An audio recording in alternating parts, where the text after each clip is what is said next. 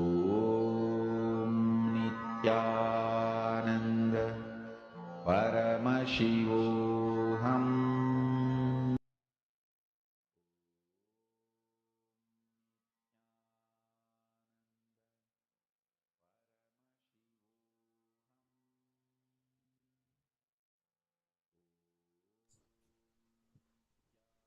We can all relax slowly. You can open your eyes, take the picture, see how the manifestation has happened. It's just such a beautiful space when you're sitting here in that deep space of feeling connection, remembering connecting only with Paramashiva. There's no input from the matter level at all. Now, we're going to be moving on to the next session, understanding the powerful cognitions from Swamiji on a very subtle but important truth, conscious elasticity. Let's now hear this powerful cognition from Swamiji.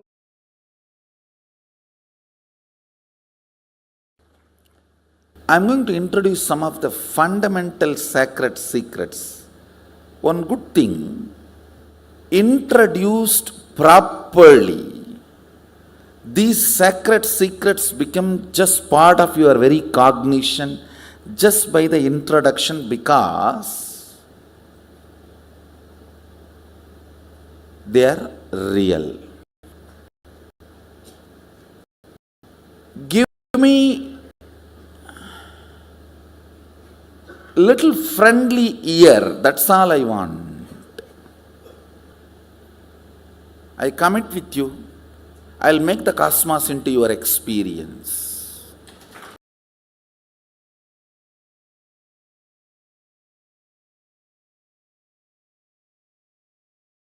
Paramashiva's message from KAILASA.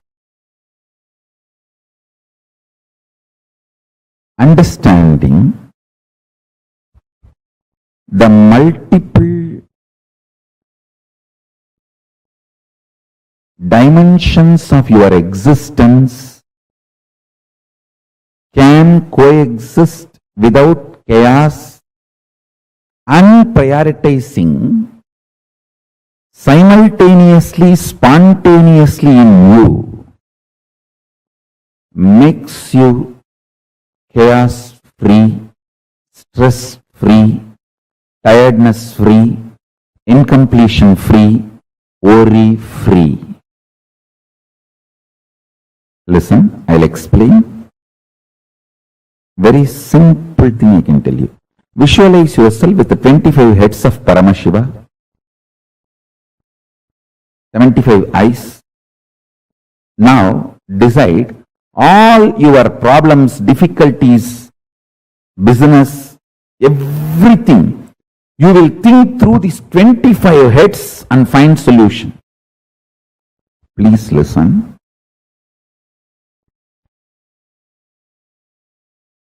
These visualizations like 25 heads of Paramashiva, 75 eyes of Paramashiva, 50 hands of Paramashiva, all these expands your conscious elasticity. Mark these words, mark this word. Conscious elasticity means capacity to conceive larger ideas, ideologies, principles, theologies without getting broken or damaged, feeling consistently all the multi-dimensions of your existence and the cosmos is organized, centered on you, your consciousness. Listen. If you feel in the waking state who you are and in the dream state who you are is absolutely unconnected and not even able to have connection, be very clear, it means you are highly stressed, and almost broken inside.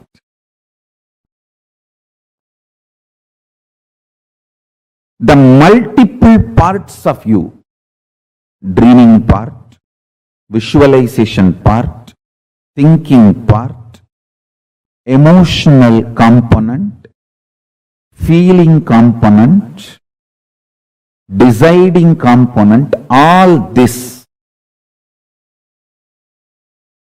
if it is connected in sync, synergic, that is what I call conscious elasticity. It just gets pulled, pushed, dragged, but never gives way, breaks. Falling into dream state, falling into deep sleep, getting out of it, should be almost like a sweet vacation.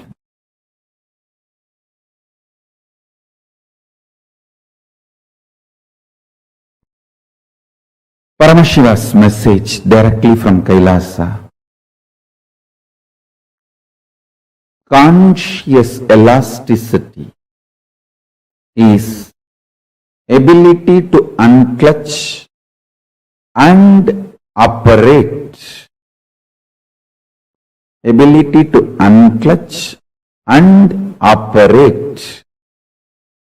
In Sanskrit, we use the word called Sahaja Samadhi.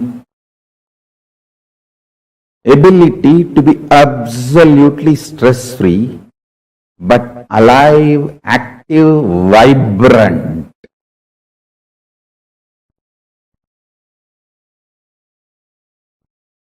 I can sit in Nirvikalpa Samadhi whole day in this Batmasana and go on releasing the ideas about KAILASA, Reserve Bank of KAILASA. Usually presidents, prime ministers, head of states, if they want to reveal something, announce something to the world, they will call for a press meet.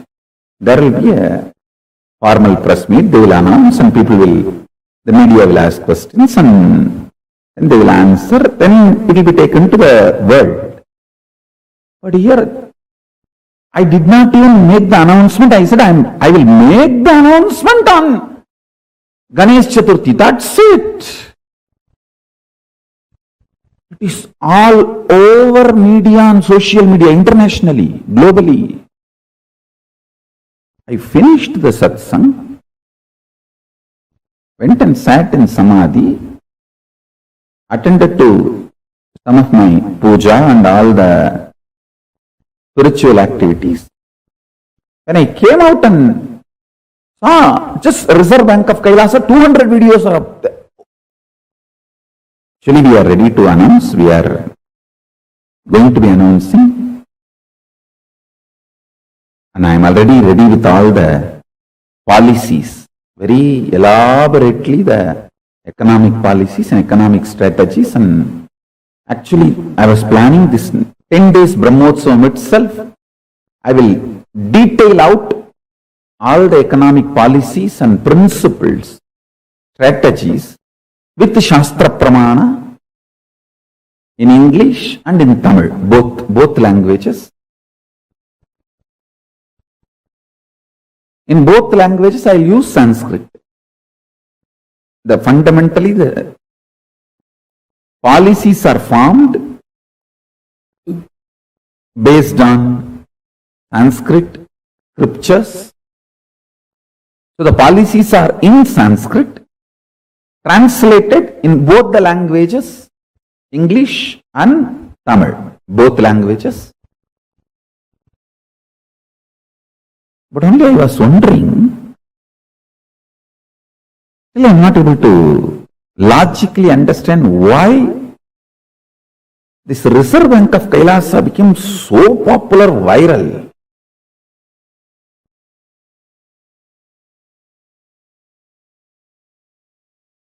Because I am talking every day so many things.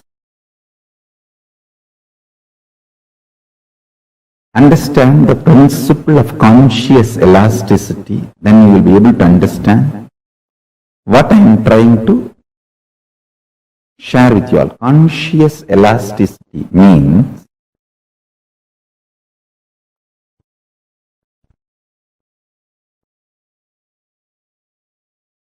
ability to completely unclutch and ability to fully involve both.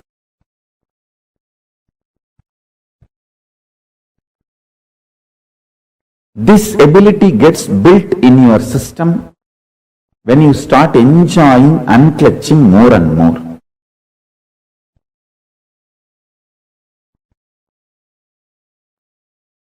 There is a great saint, Ramalinga Vallalar,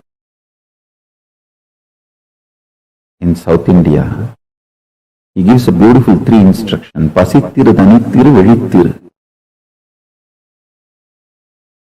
Means always body should feel hunger. You should never dump the body with food and seal it up to this. Pasittiru. Always body should be functioning, alive, hungry, burning. Jataragni should be burning. See the Homagni also in Yagunda also. If you dump the whole thing, the fire will be choked and it will not even be able to burn whatever you offered as ahuti. So you should do it in such a way that the fire should not be overloaded. Same way the Jataragni, the fire in your stomach, responsible for hunger, digestion. It should not be overloaded. It should be kept alive, constantly burning, alive.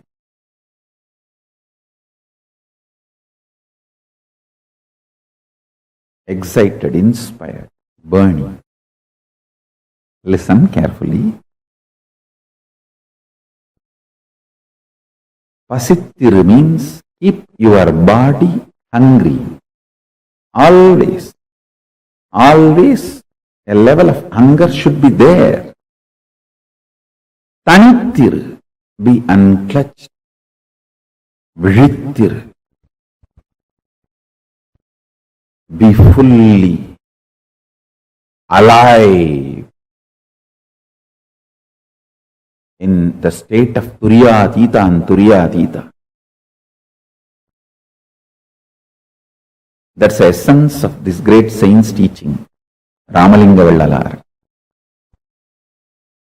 Pasittiru, Thanittiru, Vizhittiru. These 3 will make the conscious elasticity happen in you.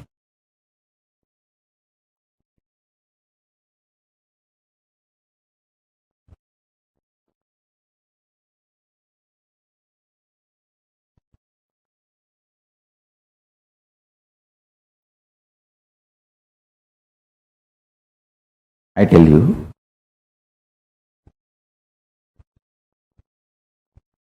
human mind is capable of manifesting everything in the life. Listen carefully. You are absolutely capable of manifesting all the powers and possibilities of Paramashiva. Your delusion, I should say, the delusion forcibly dumped on you by society, your brainwashing education system, actually, society does not want classy people. It wants middle class, mediocre. Because only then it can continue to exploit you and you will be like a sheep. That is why the brainwashing, materialistic education teaches you, if you are absolutely silent, unclutched, you will not be active, enjoying life. If you are active, outgoing, you will not be indrawn. That is stupidity taught to you. This is taught in multiple levels. You should always be outgoing, and if you learnt only outgoing, you will collapse in depression. If you learnt only going inside,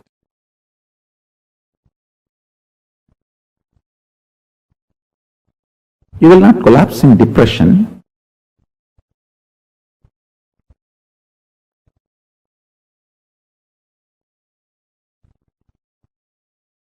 Maybe you will be a little impractical with the outer world. But I tell you, real unclutching is neither only going inward nor only going outward. It is expanding your conscious elasticity.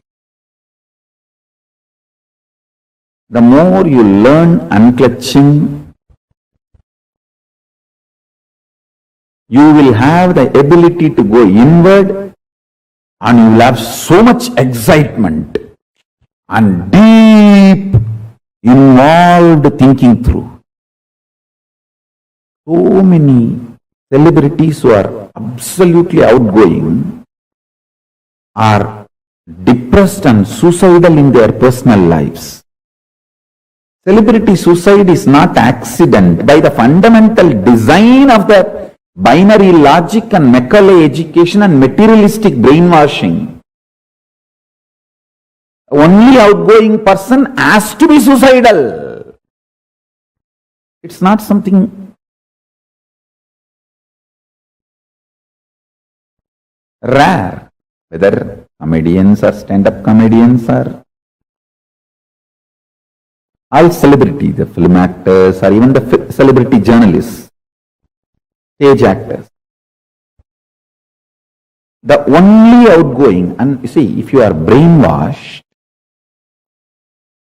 you are capable of only one thing. That is all is needed to destroy you.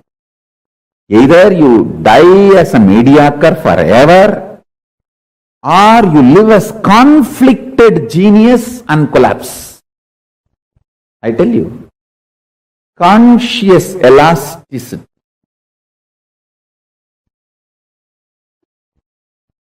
capacity to be in absolute turyadita, in nirvikalpa samadhi, and jakrat, involved. Conscious elasticity means you can catch a thought before it gets formed inside you. Microscopic. And you can see the stars telescopic. And know the path it is traveling. Understand? You can catch a thought before it forms inside you. Microscopic. You can see the stars and its path telescopic. Is what I call as conscious elasticity. I tell you, you are simply capable of it.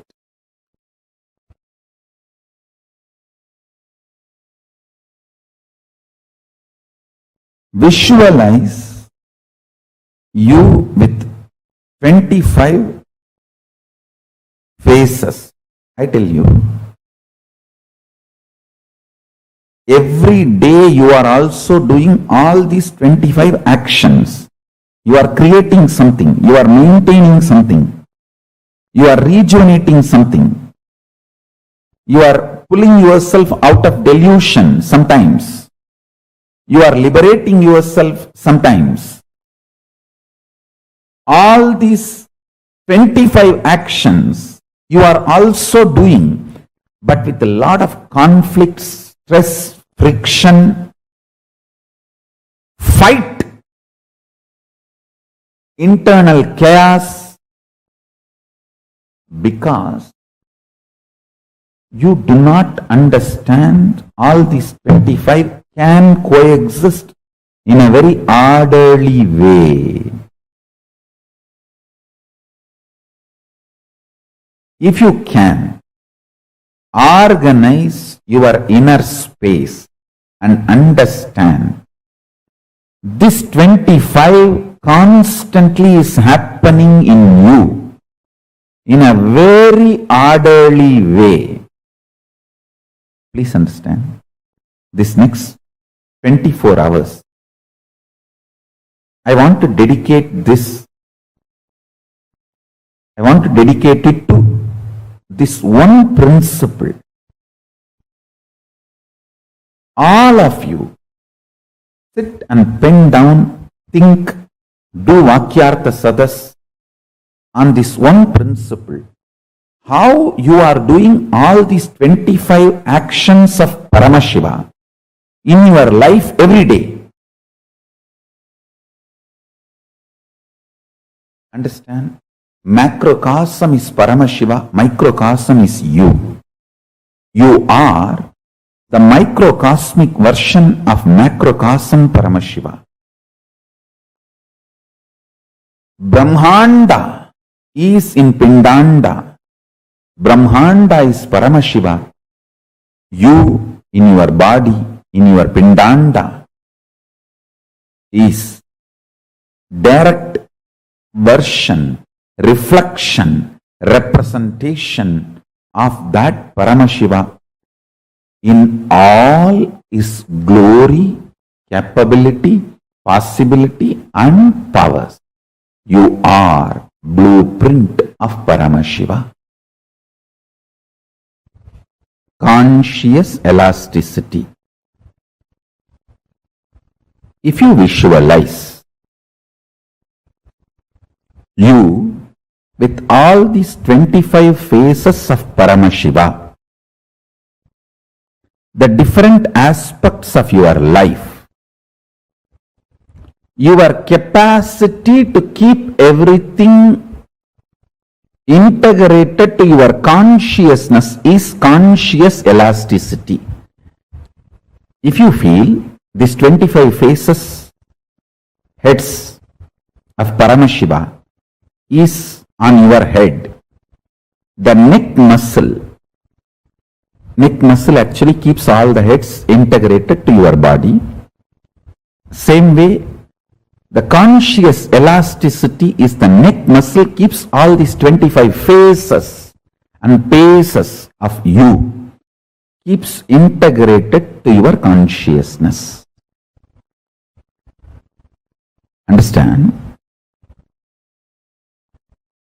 All of us are doing these 25 activities. You are creating, maintaining, maybe in small scale, destroying, putting in delusion, pulling out of delusion, liberation. All of us are doing. See, when you give a consolation, a loving smile, or a simple loving hug to a friend, you are liberating that person from suffering. So every day, knowingly, unknowingly, all of us are doing all these 25 activities. If you are in chaos, disorganized, you suffer as Bandha Jiva, bound soul. If you become organized, understand this 25 phases of you is part of you and integrate them by building a conscious elasticity, you become Paramashiva. Unclutching strengthens your conscious elasticity. Your ability to be a creator or rejuvenator or liberator or destroyer or deluder, all your dimensions will be in sync if you know how to be unclutched. By more and more unclutching, build conscious elasticity. That's the essence of today's satsang.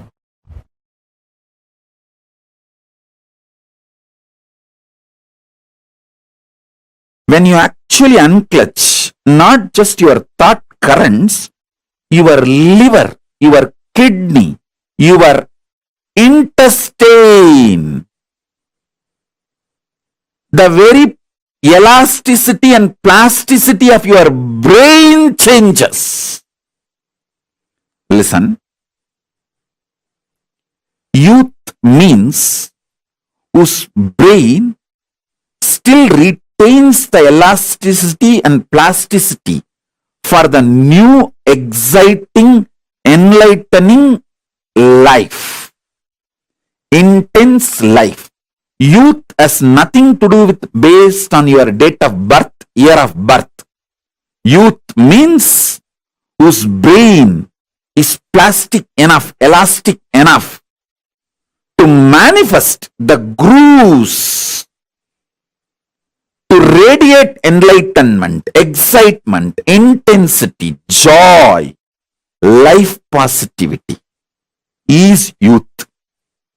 So when you unclutch, sit in unclutching, your liver changes, your intestine balances, the elasticity and plasticity of the brain, the ability of your brain to develop the new grooves changes. It's no more a dead, frozen stone. It's a living clay in which the new grooves can be formed.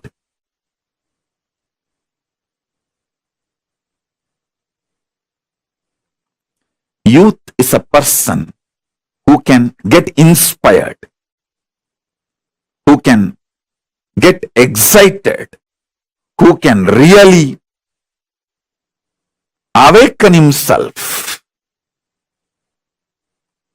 for developing the grooves of enlightenment.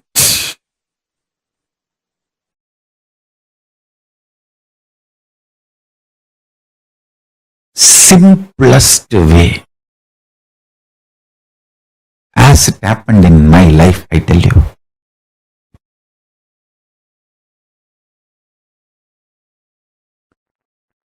I just know my Guru is Paramashiva and I am committed to him. I'll do it. That's it. Understand? But I know I will be integrated to my Guru and my commitment to my Guru, and not even one second iota of doubt or idea of not doing even appeared. Forget about that thought appearing and then me consoling and denying and saying no, there is no internal struggle. I just know I am committed to my Guru and I will do it. He may not be physically available to me now. That does not mean my commitment to him changes. When your commitment to your Guru changes, even if your Guru is physically alive, even if you are living with your Guru, you are Guru widower. If your commitment to Guru has not changed, you are Dirgha Sumangali, Nitya Sumangali.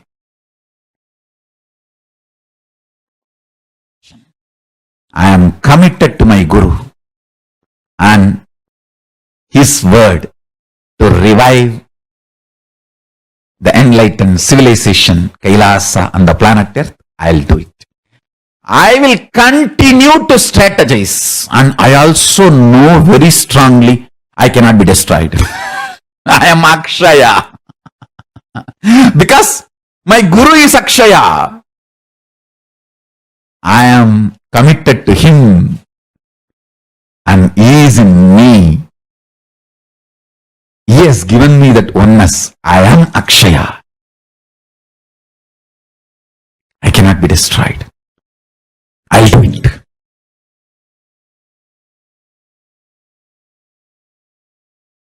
And I am successful in making it happen.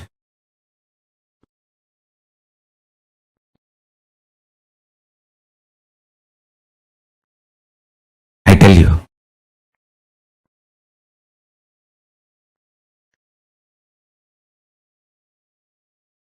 fundamentally, enlightenment is too simple.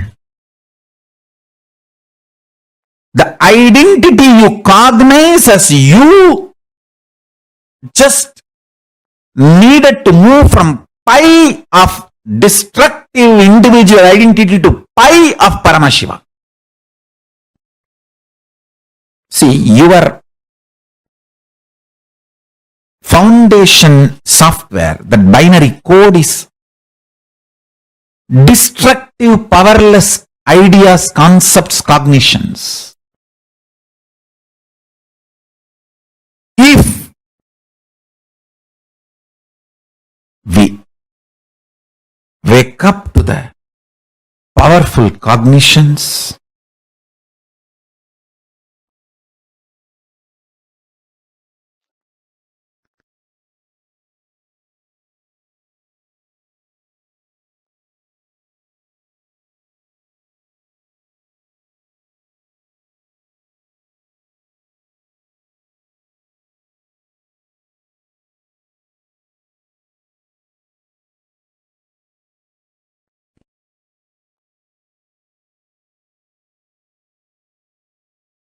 I tell you,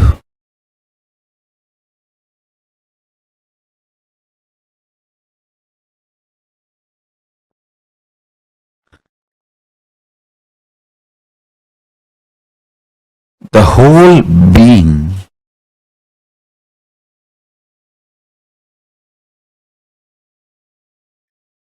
you will move in right direction. Understand? If you are moving in wrong direction, even your success is a struggle. If you are moving in right direction, even if your struggle is success, even your struggle is success.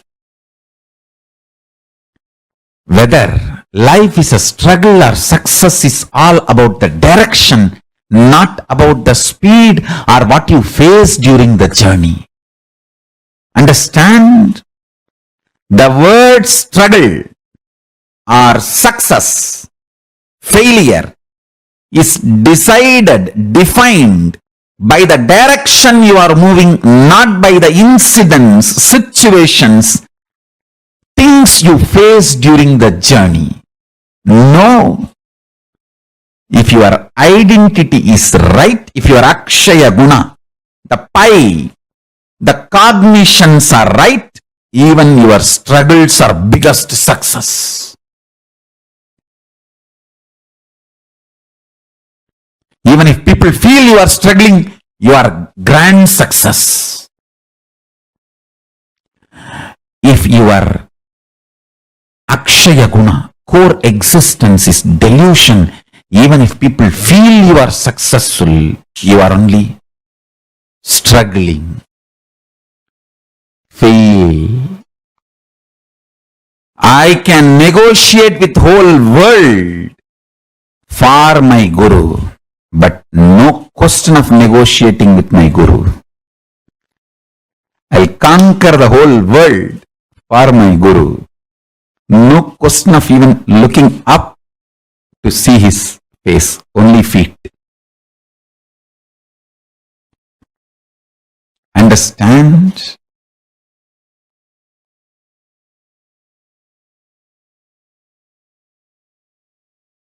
pi of Paramashiva is Guru.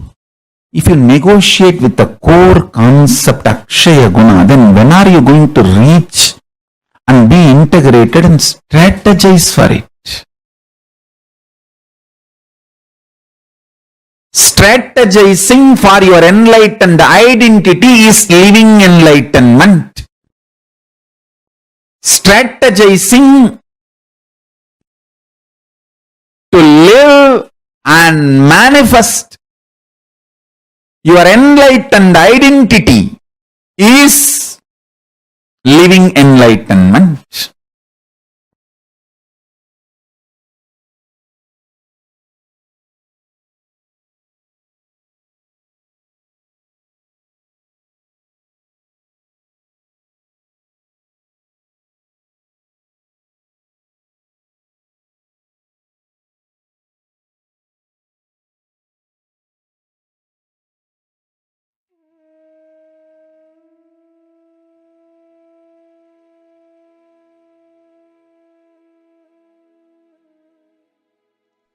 Yes, Nithyananda, so beautifully Swamiji had explained to us about what is conscious elasticity and also the Akshaya Guna that we carry, how that determines the experience, the kind of experience that we have in our life.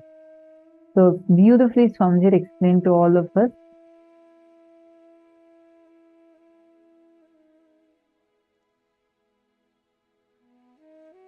Elasticity means your conscious ability to become everything.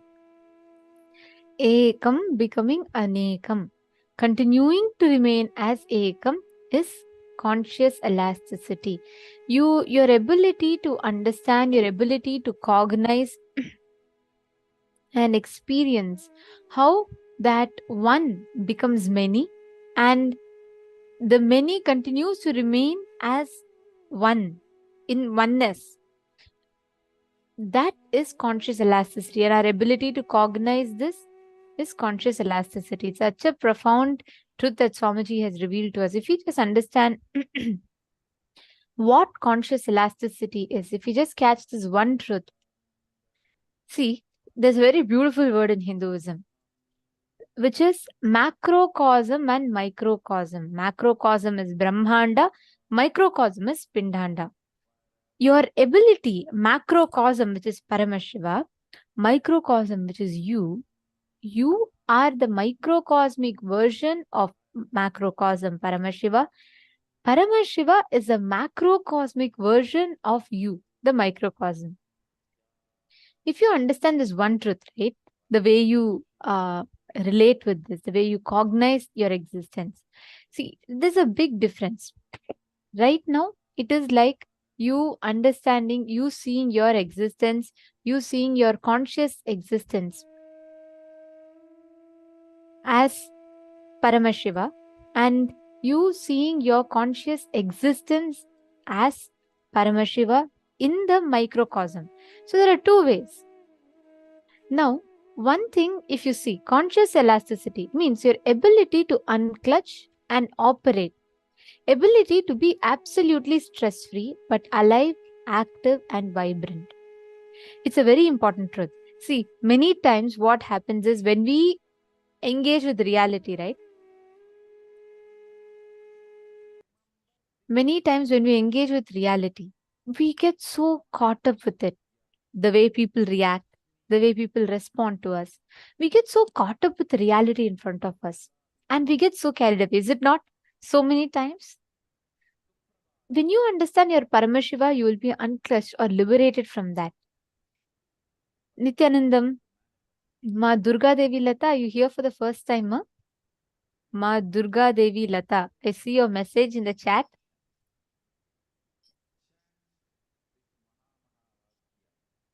Nice to see you here. Are you here for the first time?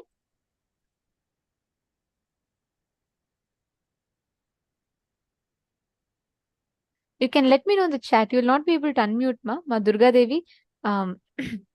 You won't be able to unmute. You can let me know in the chat if you're here for the first time and since when you have known Swamiji.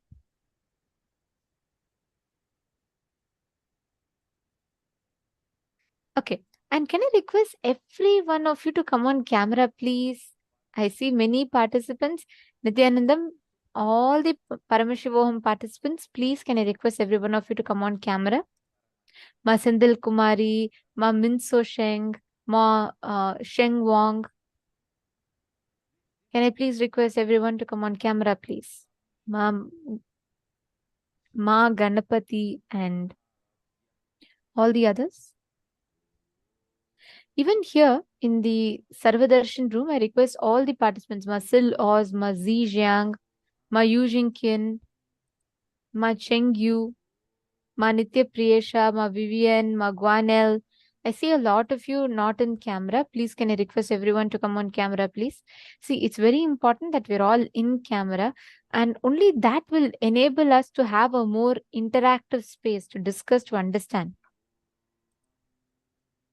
Okay, so listen very carefully, okay? Visualize yourself with 25 faces, and every day you're doing all these 25 actions. You're creating something, you're maintaining something, you're rejuvenating something, you're putting yourself into delusion, pulling yourself out of delusion.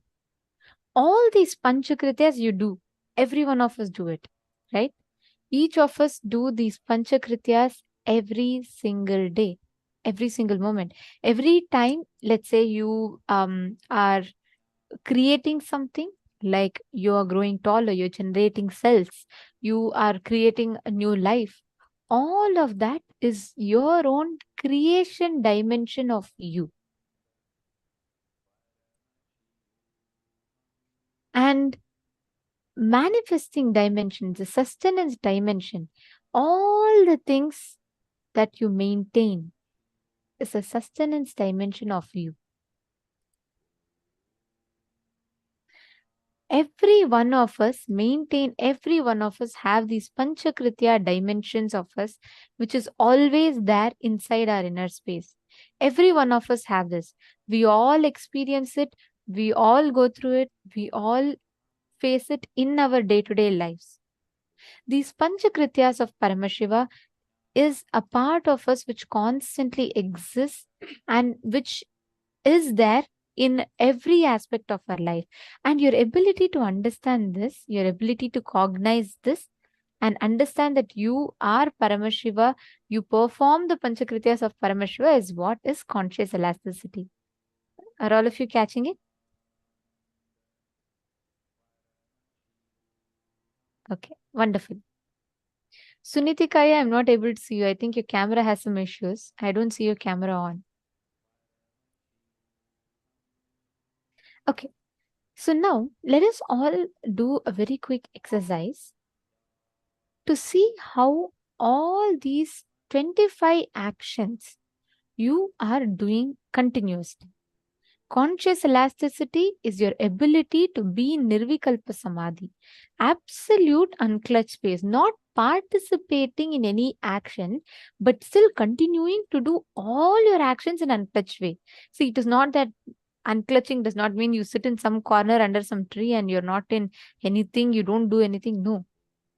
Unclutching is your ability to remain untouched even through all the ups and downs in life, and still your ability to continuing to take responsibility, continuing to function, do all your activities without reacting to it. See, all of us, some way or the other, are doing the Panchakrityas. If you visualize you yourself with all these 25 faces of Paramashiva, you will start using the different aspects of your life, your capacity to keep everything integrated to your consciousness. That conscious elasticity expands. If you feel these 25 heads are another resource added to you, you will get so much more powerful. Right now, if you tell, oh, cognize 25 heads is you, you just do it as a visualization exercise. No. If you cognize it, it's like this. If I give you one project and you have to do it all by yourself, versus I give you 2 more people to help you, there's a big difference, right? It's a resource added to you. Same way, you cognizing yourself as Paramashiva is a big resource being given to you. You are creating, maintaining, maybe in small scale. You are destroying, putting in delusion, pulling out of delusion in small scale. All of us are doing it. See, every one of us, knowingly, unknowingly, we're all doing this 25 actions, that Panchakrityas in our life. Let's all do a very quick activity, okay? Can I request every one of you to take a few minutes, pen down how do you see that you are doing this Panchakritya in your life, in your day to day aspects of your life? Can you all take a few minutes and pen down? Just write down.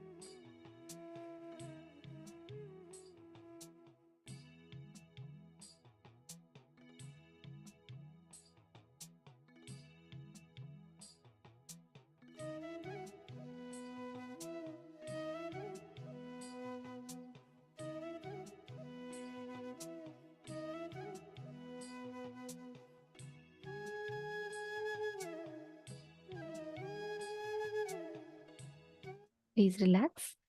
Hope all of you have finished writing. Have all of you finished writing? All right.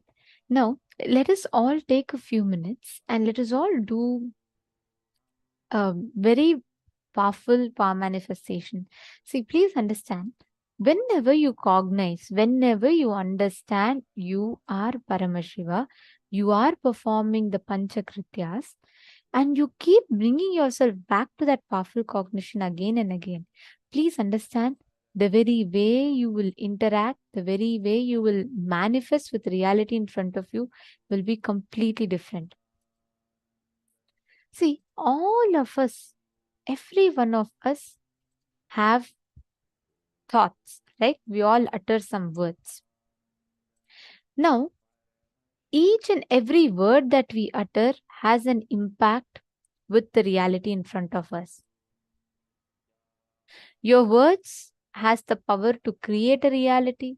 Your words has the power to change a reality. Your words have the power even in the matter in front of you. Your thoughts, the space that you are in affects even the matter in front of you. There's a very popular research conducted by Dr. Masaru Emoto where he speaks to water samples and he shows the impact of how water can receive and respond to your thoughts, right? There's a very beautiful video on that, and I'll be now playing that video for all of you. Just see how the water reacts and responds to thoughts.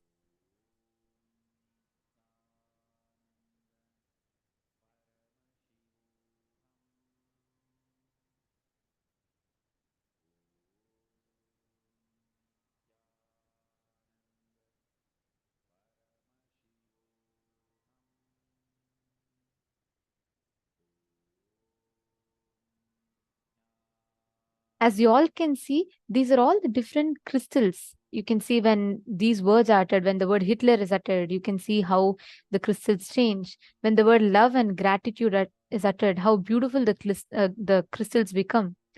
And when these positive words are uttered, when that space is experienced, when that emotion is experienced, this is how the water particles change and reflect.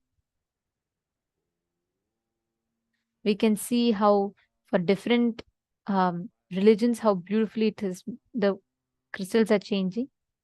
And when we utter the word evil, you can see how the crystal becomes, how it gets affected.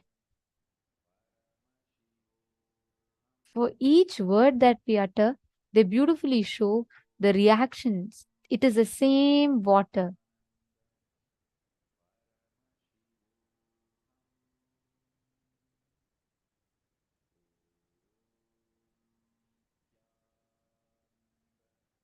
Do you all see how the water particles, just in one sample of water, we can see how affected they become and how the very way these particles exist changes.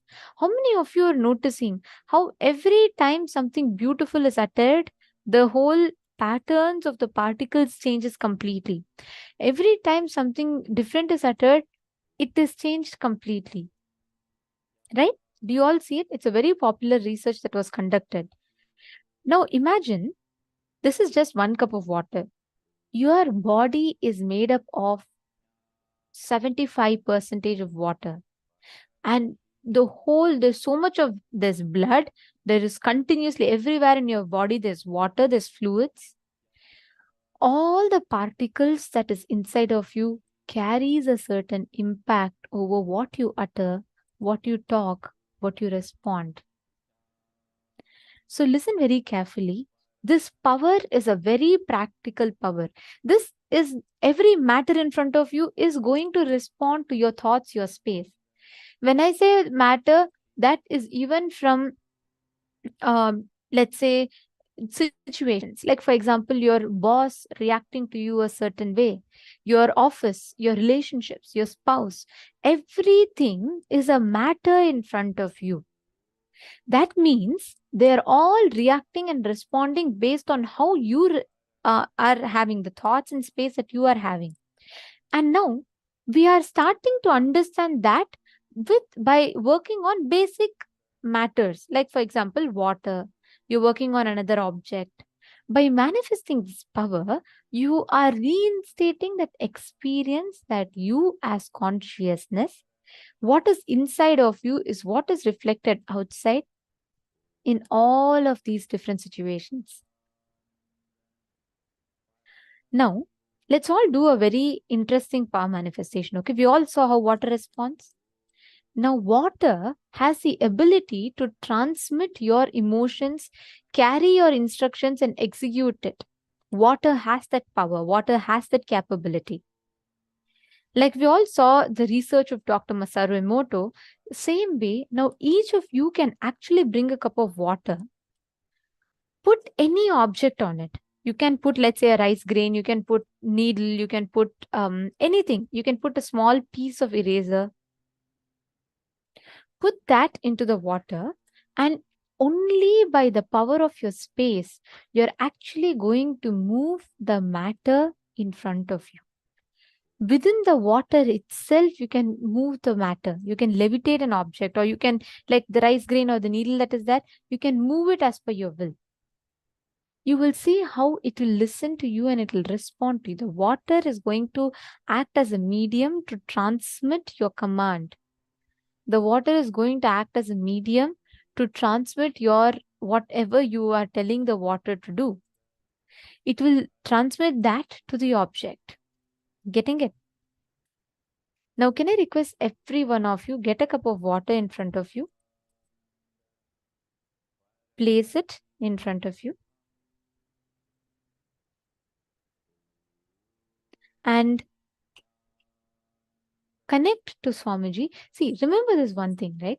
Whichever space that you are in, that is exactly what this particular water is going to reflect. So come to the space of completion. Just be aware of the space that you are in and start manifesting. Just play with it, but as you play, be aware this, it will give you this cognition as an experiential understanding for you. Nithyananda Paramashivoham Om Nithyananda Paramashivoham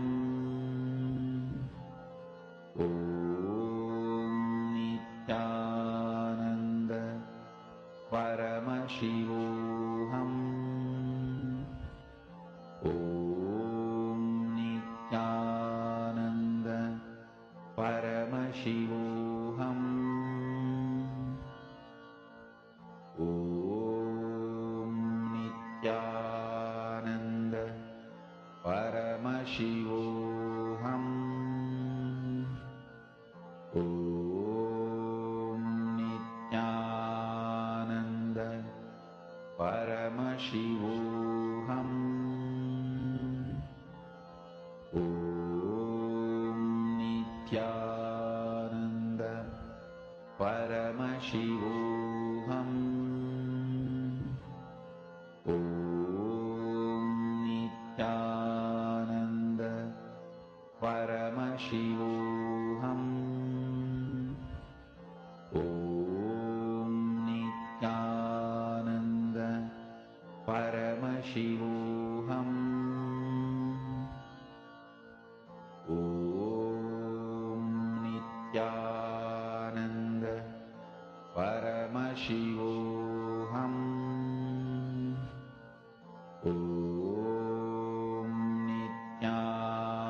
Nithyananda Paramashivoham Om Nithyananda Paramashivoham Om Nithyananda Paramashivoham Om Nithyananda Paramashivoham Om Nithyananda Paramashivoham Om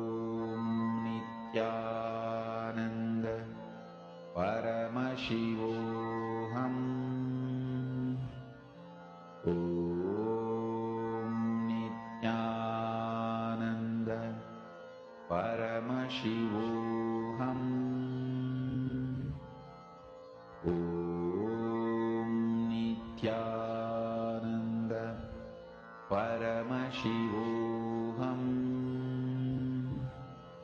Om Nithyananda Paramashivoham. Om Nithyananda Paramashivoham. Om Nithyananda Paramashivoham. Yes, now let us all learn, enter into the next session where we are going to be understanding about the Shiva Vidya directly from the Mrigendra Agama.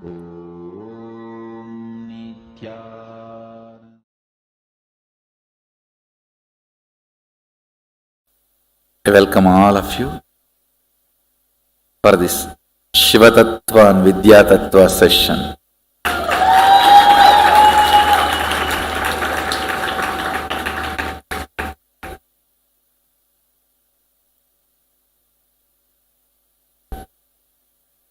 Let's invoke Mahadeva's presence, Mahasadashiva's presence. Let him bless all of us and allow us to understand him in us in him.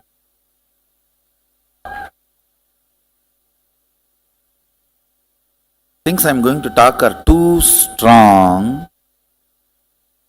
Till now, whatever you heard. If it is 1 unit confusing, this will be 1000 unit. Not actually confusing, I should say that too strong understanding and you seeing me is very important. Lot of Sami Unnada moment will be happening, so you seeing me is very important. See, one thing all of you understand. I'm initiating you into deep understandings and powers.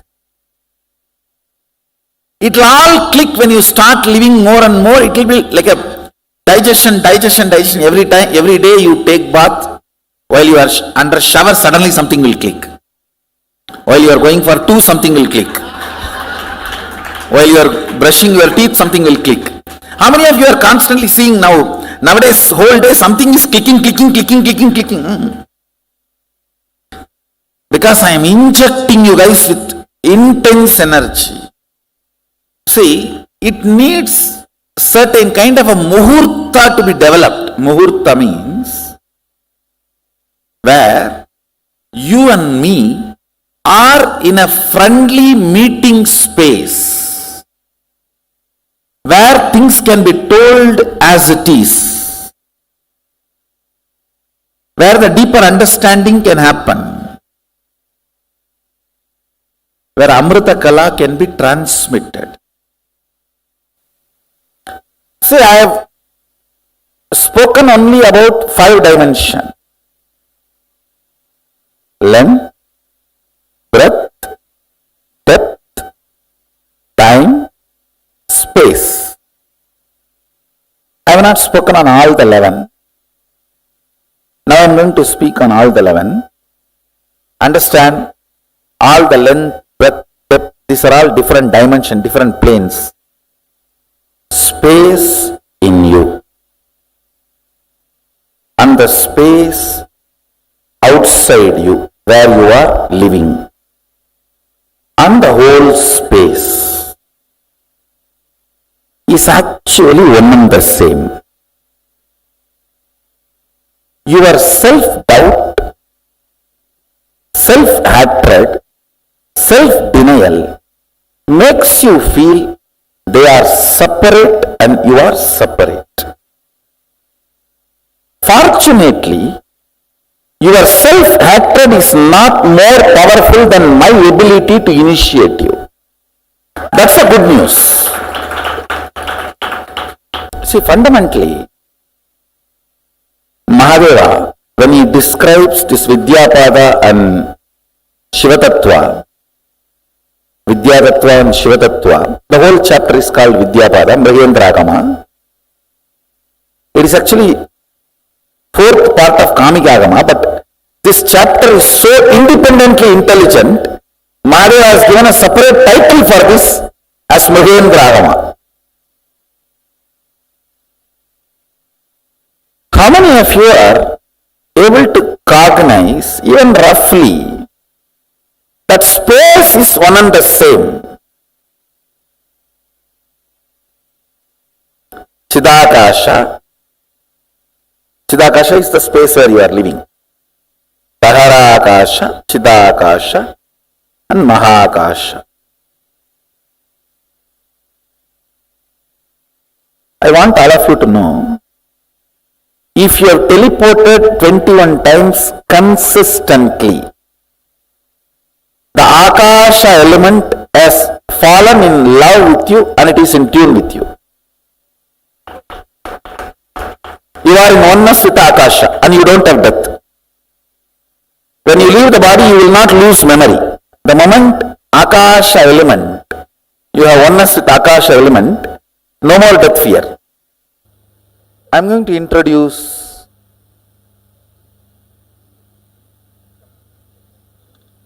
Mahasadashiva, all his aspects and dimensions. Even if you don't intellectually catch it, it's okay. Just sit. At least let your intellect knows he is beyond your intellect. Even that is also in a way catching it. Knowing that you can't know it also is in a way knowing it.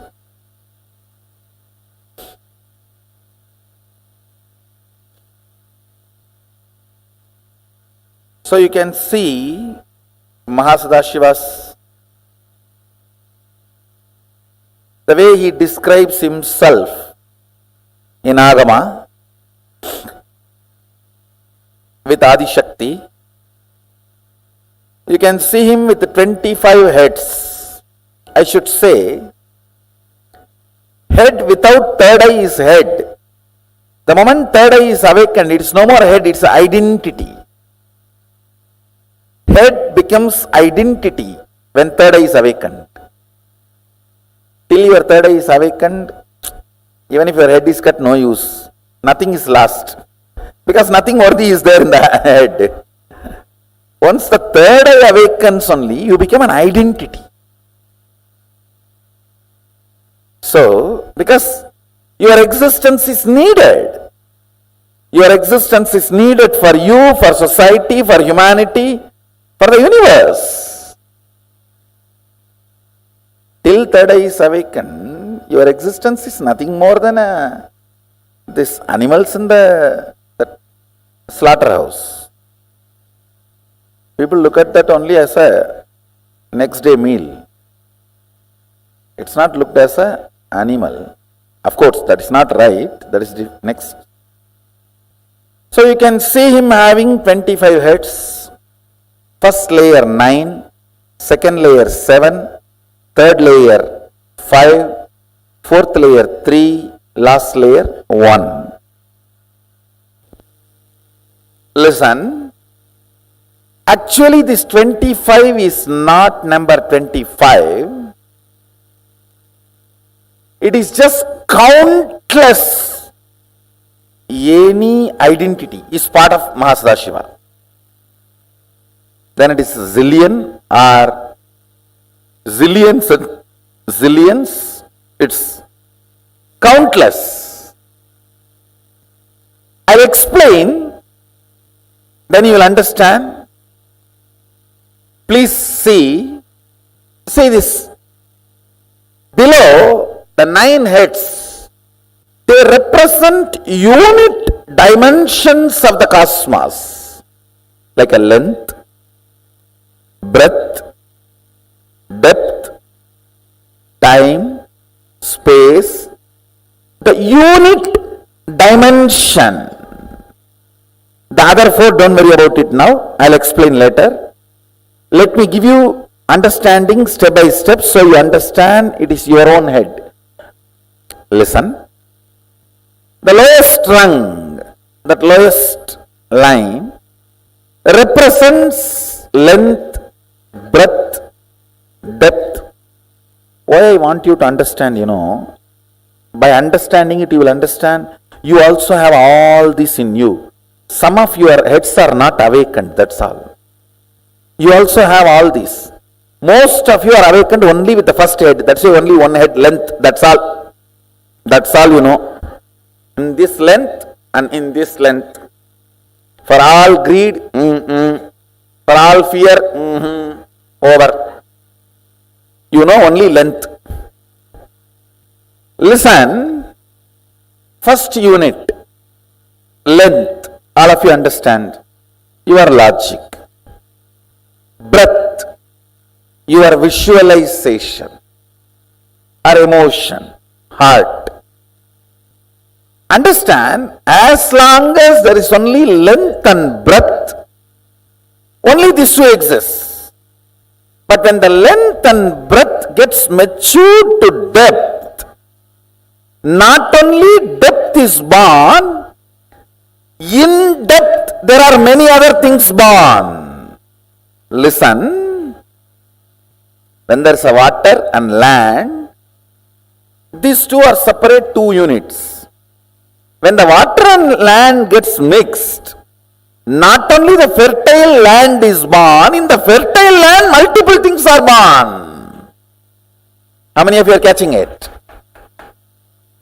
That multiple things in depth, when the length and breadth operates, the first thing starts is Shabda. Shabda. In depth, length and breadth crisscrossing. Your visualization and your logic crisscrossing. In depth manifests Shabda. Like one man, one woman becoming husband and wife and living in a home creates Shabda. Man is length, woman is breadth, house is depth. It is not just length, breadth, depth. Now the side effect starts. So that is why from the head of the depth, the multi-dimension starts. The next second layer is not called second layer, multi-dimension. Listen, because in that Shabda head, it is not one head, it is inclusion of length, breadth, depth together. So how many heads? So 4 put together is represented by one identity. Length, breadth, depth, all these are unit dimension. This is called Tattva. Unit. Listen carefully. Just now you all understood this Shabda head. This head. All of you are able to see the Shabda head. That is 4 in 1. Am I right? Which is not. Listen carefully. To give you the first initial understanding, I told that is 4 in 1. Now listen. Length is 1, breadth is length, breadth plus breadth 2.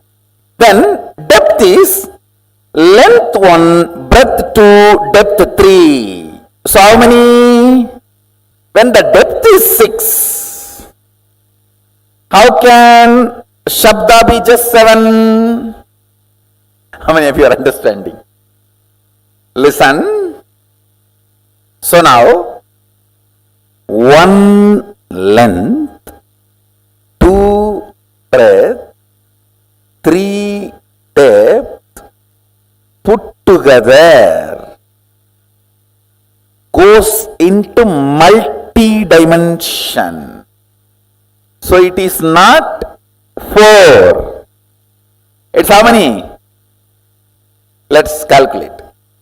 Length 1, breadth 2. So how many it becomes now? Plus 3 of the depth. So then 6 plus The one Shabda, the which is outcome of these 6. So how many? Shabda is not one. Shabda is how many? 7. Listen. 7 plus this 3 plus this 2 plus this 1. How many of you are getting? So what is the Shabda number? When you look, 13. When you look superficially, how it looked?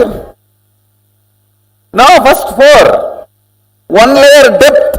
When you look, how it looked? 7. 1 more layer depth. When you look, only where it is coming. So the Shabda head is not 7. You see how it describes, when you look in the front, 9 faces appear. When you look in the side, again 9 faces appear. When you look in the back, 9 appears. When you look this side, 9 appears. Then it is round pyramid structure. 9, any side if you see 9, it does not mean 1 layer he has only 9. Understand? Come with me. In this calculation, I am teaching you depth. How universe multiplies. How life is multiplying. Shabda. Tell me now. Length is 1. Length 1. Breadth 2. Depth 3. So in depth, how many heads are there? So now, this gets into Shabda, where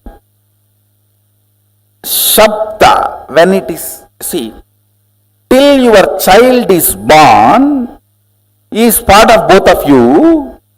The moment he is born, he is one independent entity. The moment Shabda is born, he is independent entity having all. Length 1, breadth 2, depth 3 as part of him. Because he has become independent, he himself has one more length, one more breadth, one more depth. Everyone is catching? So it is not plus, it is multi.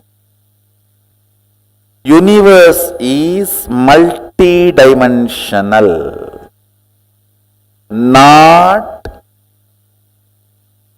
universe. The word is itself is too small. Multiverse is the right word. Now, when time is added to the length, breadth, depth, the next dimension, next unit is time. But understanding this in your cognition is very important. Time, when it is added, time is not 4th head, 4 head together, which is not 4, which is 1 plus 2 plus 3 plus 4. Because time is born now, it is 4. Now, when the time and Shabda gathers, forms Nada. Nada means defined sound. If the time, with the time when it forms rhythmically, it is called Nada. Shabda is wild sound. Nada is language. You understand the difference? Shabda is wild sound. Nada is language. Shabda is wild river. Nada is embanked canal.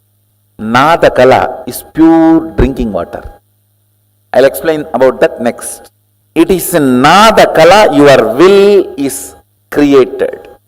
Understand, your will does not belong to a language. Sometimes even what you don't describe will become reality because it belongs to intelligence. See, when you create a will to manifest power, your wordings will never be adequate. How many of you understood that? The word you generate for manifesting powers, your will, the words you generate will never be adequate instruction. It will be like a legal document only. Unsaid, unforesaid, foreseen, unforeseen. A person who can bring integrity to his thought current only can experience nada kala. Means while you are thinking, completion. Listen carefully. Listen. While you are making a will to manifest power, if you are not comfortable and complete enough about the instruction you generated, and you are feeling very unstable, little incomplete, I don't know whether I did it right and am I completely creating all this, how many of you are having?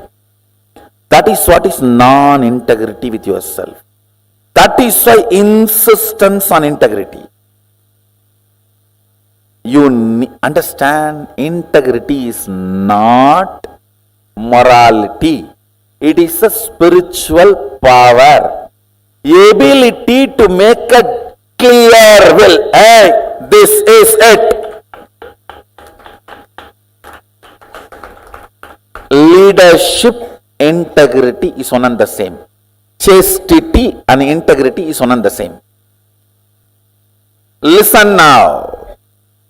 I am not asking you to practice integrity as a morality. I am asking you to practice integrity to define your nada to nada kala. Means subtle purification in your thinking. Subtle purification in your thinking makes your whole body ecstatic. The nada kala. Understand, this whole detoxification is to raise your shabda to nada, nada to nada kala. To bring you more and more integrated to your thinking. That's all, nothing else. What you want, if you can tell yourself, you can get it because you are Mahadeva. Understand? Length 1, breadth 3. How many of you are understanding? It's not 2. It is 1 plus 1 plus this one, 3. Depth 1 plus 3 plus what?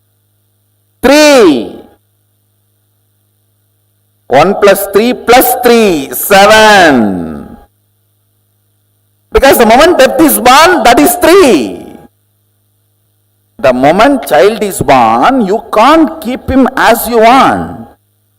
Because he is born out of you does not mean he will be under you. You always have this stupid thing, equating him also as equivalent to you. No, he is both of you put together and his own craziness. You never value his craziness. Understand? That is why you are shocked when you see his craziness. So now, what about time? You yourself calculate. 1 plus 3 plus 7. So what is the number? 11 plus 11. Because the moment time is born, it has all the identities of this 11 into it. Not even 11, 12, because time is its own independent identity. How many of you are catching? What is space now? No, actually you will have to visualize clearly. 1, 1, 1, 1, 1, 1. and count. By the time coffee has come to mind, no, come back. One. I am not confusing. I am making you guys understand the futility of your mathematical length. I am just making you guys move to the next level. How many of you are catching what I am saying? It is not pyramid structure, it is living identity structure. See, again it is gone. Tell me, like, now you are in the time zone. What all you can experience? The very depth of the time. Lengths, all the things. Breadths, length and breadths. Depths, length and breadths and depths. Lengths, breadths, depths and time in time. Listen, I am not confusing you, listen. Length of the length and length of the breadth both exist in time. Length of the length and length of the breadth and length of the depth exists in time. How many of you are catching? Because now time is born, the length of the time. How many of you are understanding? You may think, why should I know all this?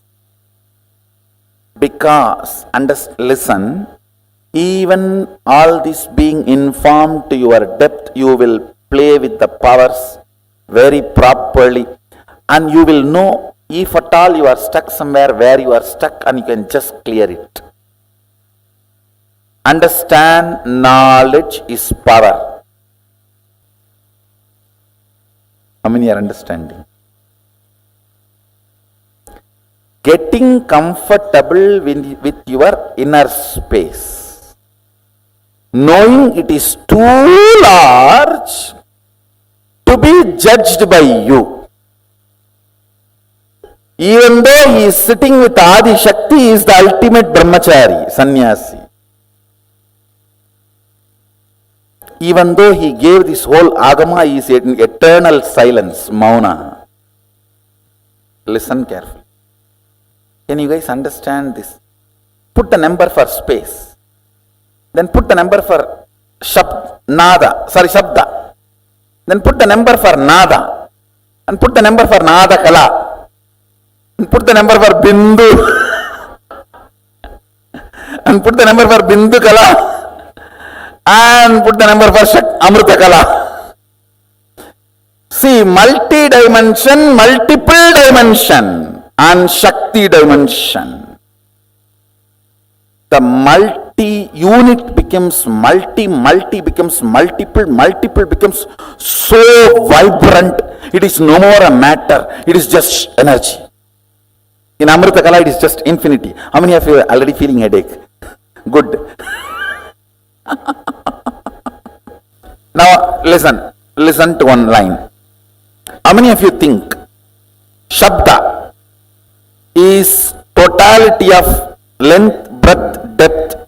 From that Shabda appears. Listen. Yes. It appears from length, breadth, depth, no doubt. So you will put the totality of length, breadth, depth to Shabda. But it cannot exist without space. That is why multi-dimension. Anything in multi-dimension may be generated from some of the unit dimension, but it cannot exist without all the unit dimensions cooperation. How many of you are getting? So all the unit dimensions have to be present in even the first of multi-dimension. Understand, I am teaching you the tattva, unit of the cosmos. Can sound, shabda, exist without space? In length, breadth, depth, it will be generated. But it will die the moment it is generated. Only if the space, it can hold it and keep it alive. Without space, can the sound be kept alive? Then without space, the word I utter here, sound I utter here, it will die here. It will never reach your ears. It reaches your ears because there is a space. How many of you are understanding? So, multi-dimension means all the unit dimensions have to be present there. Multiple dimensions means all the unit dimension and multi-dimensions have to be present there. Now calculate.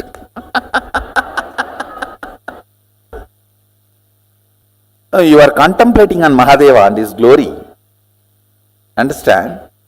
Only when your logic understands, it cannot capture. It allows the breath, emotion to open up, devotion to open up. When your devotion also understands, I cannot capture it. Your depth opens up. Your depth says, where am I to grasp him? Then your time opens up. Your time, when it goes crazy, the space opens up. The space only creates oneness.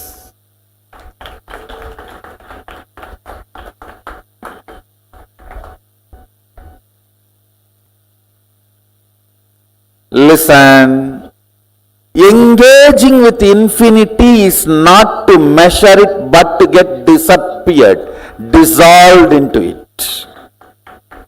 So till you dissolve into it, you have to engage with it. You cannot say, oh, it is infinity, so I am sleeping. No. That is not, you have to calculate now.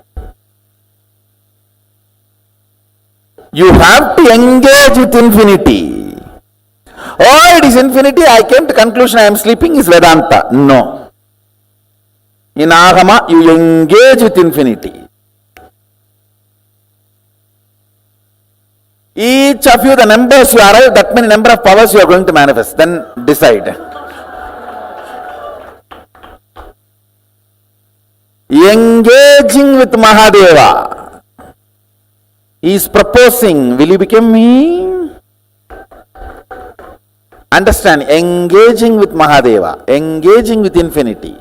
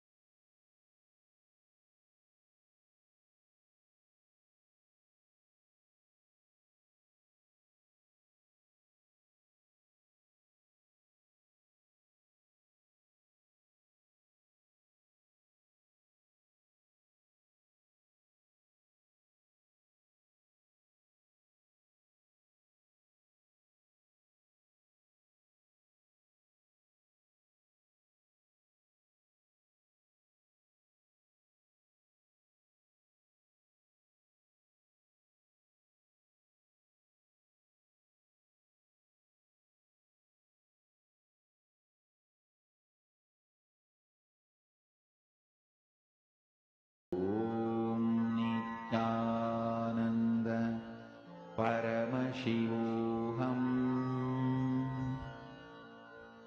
Om Nithyananda Paramashivoham. Om Nithyananda Paramashivoham. Om Nithyananda Paramashivoham. Om Nithyananda Paramashivoham. Om Nithyananda Paramashivoham. Om Nithyananda Paramashivoham.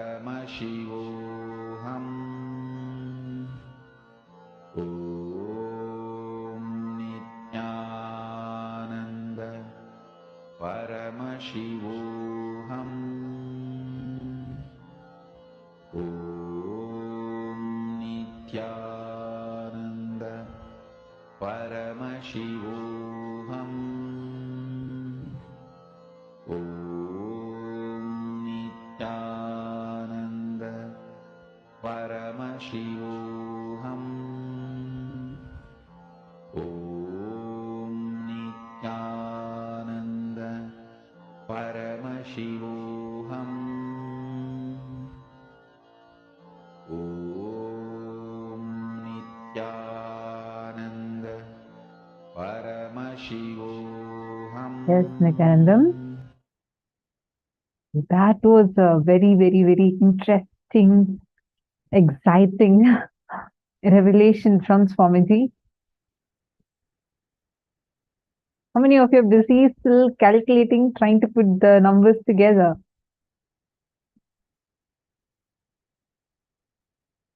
Ma Chetna Patel is laughing nicely. Oh God, I remember the day when Swamiji had given this revelation. It was in Mahasadashivoham 2017, December 2017. And fortunately, I also got to be there. I was there in the stage towards one side. A few group of us were sitting there, and Swamiji was telling us, "Hey, come on, calculate." We tried different calculations, and I was like, I felt like, okay, I almost got it. And then Swamiji was like, come on, you missed one whole layer. And if space means this includes all this. I was like, God, it is so exciting to do this. Maestak has posted, Swamiji, it does not matter how many times you've heard these high truths that you have shared with us. Every time when I listen to all these principles, they sound fresh. Something new is added, something deep is cognized. We can never say that we know what he has said or we have understood. It is because the higher truths are alive. Absolutely. Ma Sarlananda, this was in 2017. This, what we just watched, it is from 2017, Maha Sadashivoham. The other session is Sadashivoham 2016, but this particular one is Maha Sadashivoham 2017, December. I remember this so clearly, like all of us were, we had these notepads that Swami used to give for the program. So notepads after notepads, you're like trying, 2-3 of us are like trying to sit and put calculation. I said, okay, I'll do for this head, you do for the other head. We were trying all sorts of things, but of course, as Swamiji said, it's infinity. You just have to cognize it till the time you become one with it. Just go on playing with it, playing with it, and playing with it.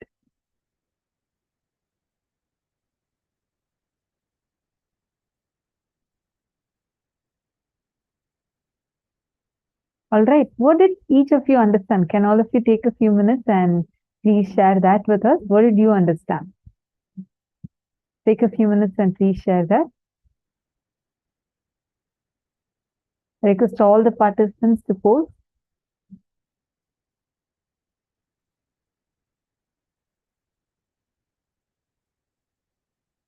Each of you please post what exactly is the click that you had in this session. And then we are going to go into like a revision mode, like just going to go through what all the Swamiji has shared and what we have understood.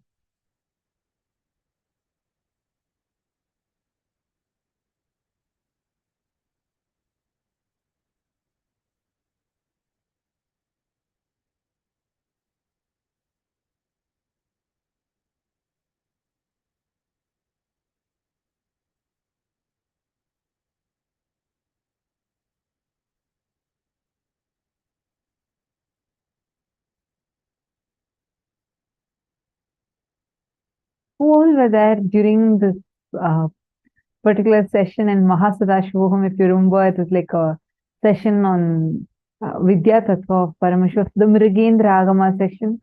The exact background, we all saw it. Swamiji was drawing on his iPad, and the drawing was live projected for all of us. And Swamiji was explaining to us, oh God, it was so much of fun, right? Who all were there?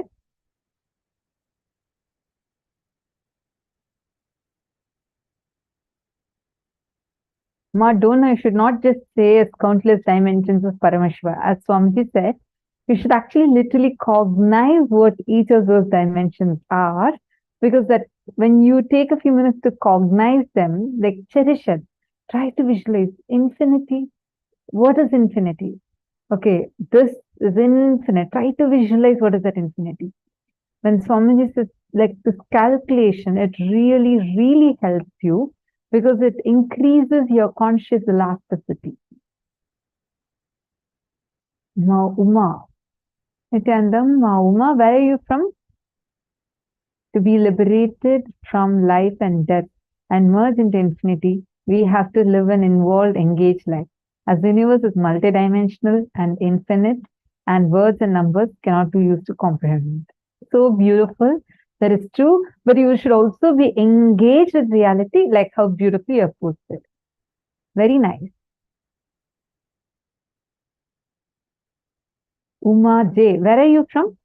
It's nice to see you, Nithyananda. Where are you from?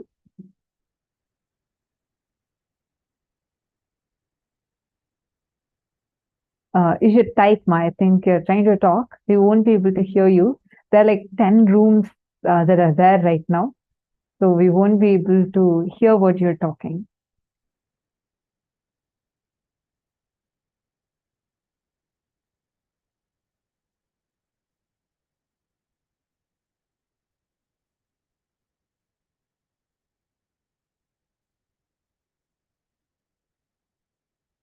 North Carolina. Okay. Nice. Christine Jones is how vast is the cosmos? Is all these different dimensions is mind blowing. I know, right? Actually, like every time you learn about it, imagine and see. Christine Swamiji says that whatever you know as the known universe, even whatever the scientists are able to visualize of, all of these are only still the Bhuloka. We have not even crossed Bhuloka to enter into Bhuvarloka, Swarloka, forget about all of the higher ones. Beyond that, there is so much that is existing. And like even in that, Swamiji says each thing, like just if you take Vaikuntha, these 14 lokas are not just 14 lokas. Each loka has like sub-lokas. We think heaven and hell are like separate two lokas. No, they all come under one plane called as Swargaloka. There is heaven. Within that itself, there's another abode of hell. It's not as per the Western understanding. It's very different, but roughly equated to that. And how they exist, you can just skip. You don't even need to experience one of those two. You can directly choose to go and live in a different other plane. Wow. It is mind blowing. Actually, just cognizing these things more and more will help you a lot in terms of making these cognitions, these understandings as a part of you. Okay, now let's take a few minutes to quickly go through what Swamiji just revealed. This is Mahasarashivamurti. This is actually a drawing as per the Agama. And just to get these drawings, actually, if you see these deities look very distinct. These would not look like our normal, conventional pictures of the gods, the deities that we have seen, right? That's because these are all called as the agamic drawings, and Swamiji has put in a lot of effort to procure the exact drawing as per the agama. There's like a line drawing as per agama, and these are agamic drawings. And there are specific artists who do this drawing. There's not something that every artist can draw.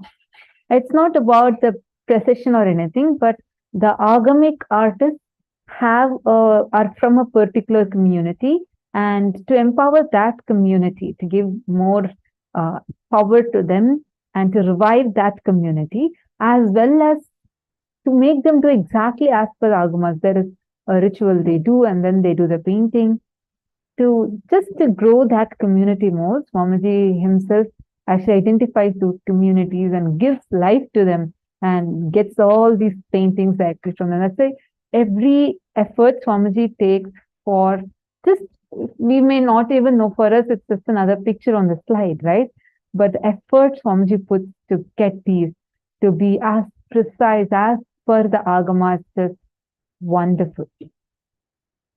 I just wanted to share that since you're seeing this drawing, you all can see it'll look very distinct. It is not something that you regularly see.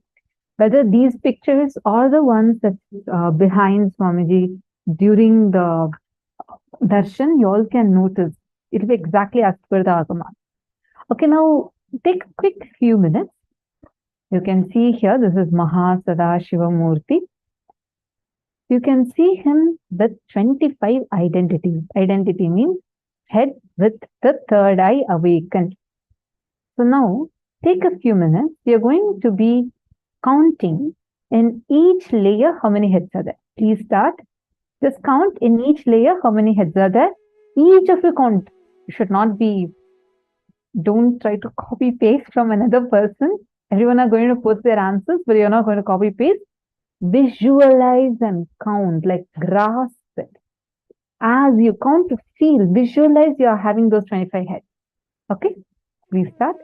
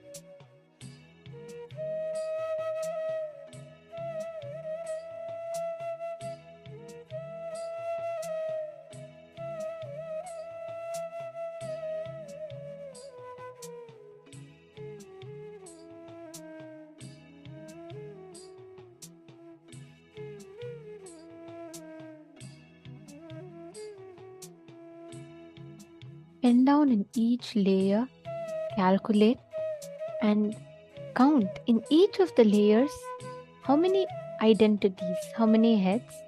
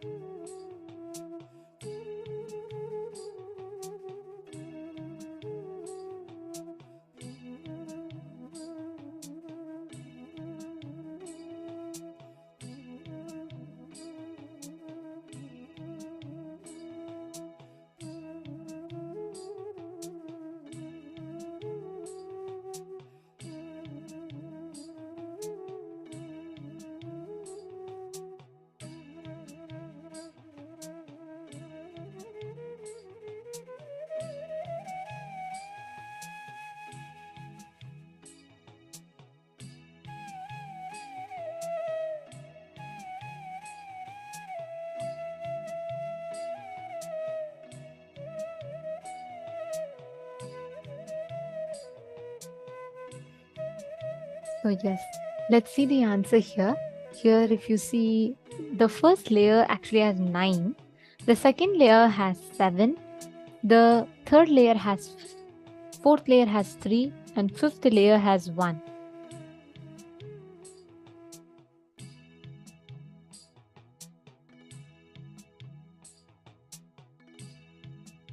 So each of these, this total is 25.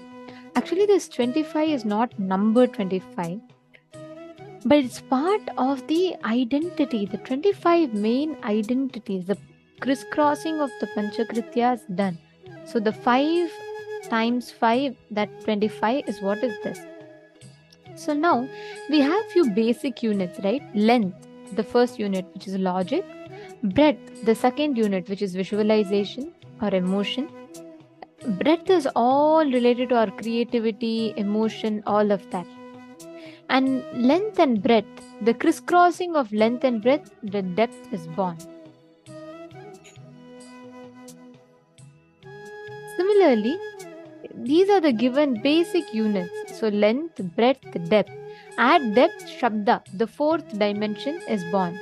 Then it becomes Shakti, right? In each of these dimensions, it expands as you keep adding the next and next and next identities.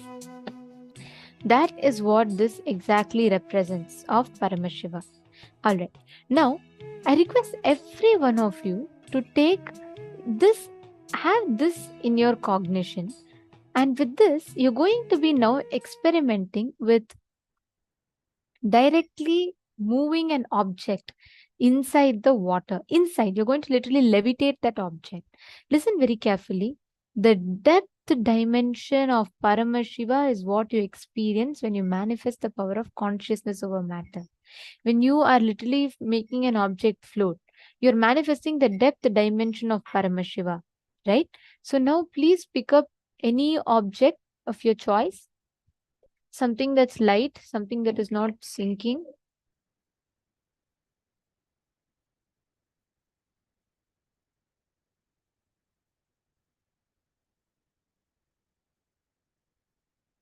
Keep it in front of you. You're going to be now attempting to raise the object within the water. Paramashivoham. Om Nithyananda.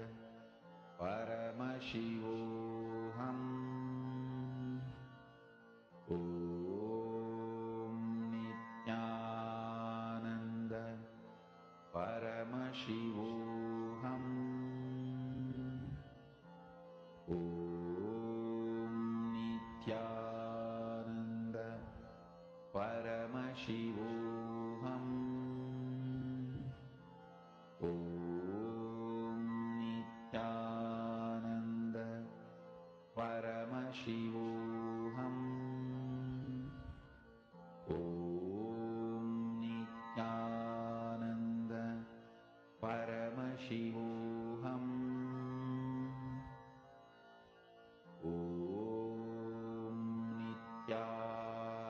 Nithyananda. Paramashivoham. Om Nithyananda. Paramashivoham. Om Nithyananda. Paramashivoham. Om Nithyananda. Paramashivoham. Om Nithyananda. Paramashivoham. Om Nithyananda. Paramashivoham.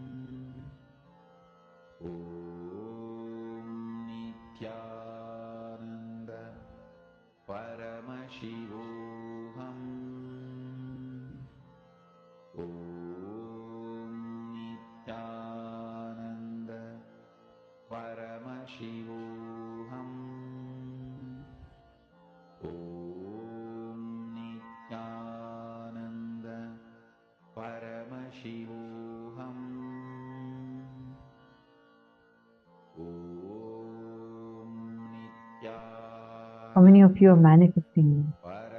See, I request all the participants that are here sitting with us, intensely just connect to Swamiji. You're going to, in a friendly way, you're going to see your thoughts have the power to influence the water.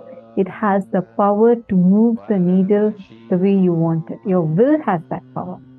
You're going to be now connecting with, feel that the needle in front of you is an extension of you, like how you want to move your hand. You move your hand, right? You have a will to move your hand. You don't say, okay, hand, come on, move. You don't say that. You want to move, you move it. Correct? Now, like that, just feel how you feel with your hand. You're going to feel that with the needle that you're having and moving that needle.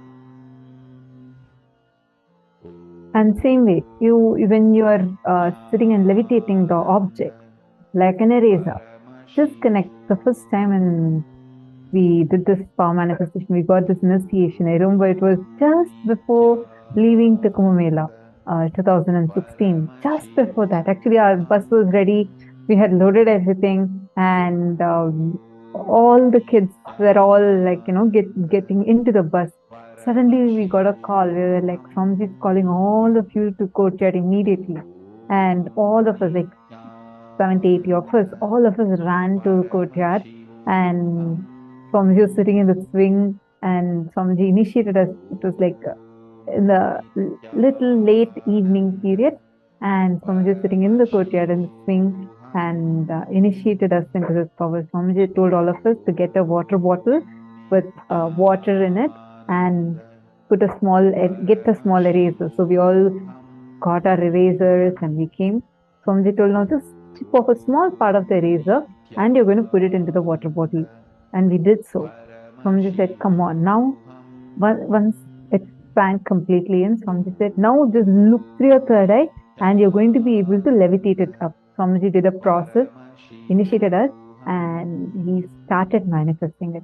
One of the first people who manifested, I think you were also there, right? You were the first one to manifest, right?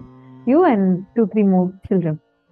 And I remember, I think hers was, she cut the eraser into 2 through the third eye, and 1 piece floated up, like without touching. It was all already in the water, and just by looking at it, the eraser piece that was already inside, she cut that just through looking at it into 2 parts and floated 1. So very many interesting things are happening. One more kid, she was just looking, and the eraser started jumping up and down within the water. So all such things are possible. You just need to connect it, intensely look at it. Come on.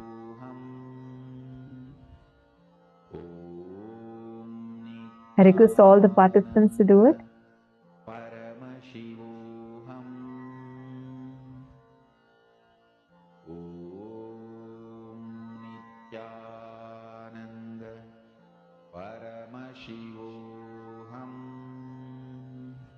All the participants, Ma Ananda Premini, Ma Rajeshwari, Chingho, can I request you all to please come on the camera, and all of you please take a few minutes, sit and do this intensely.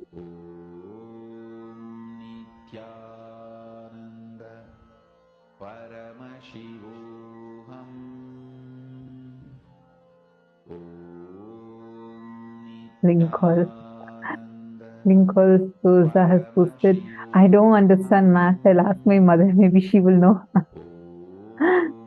No, you don't need to ask your mom to do the math for you. You're going to do the math for yourself. It's only then you're going to get enlightened. Come on, it's not like a math test for you. It's a math that you're going to play with, which will increase your length, breadth and depth and help you manifest Paramashiva through you. You can invite your mom also to be a part of the program. Not that you will tell her to do your calculation. This is not your math assignment or a homework that you're supposed to do. Nithyananda Paramashivoham.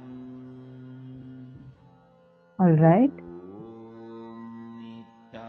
Now, hope all of you have finished. Have you all done? Please let us know who all were able to manifest this round.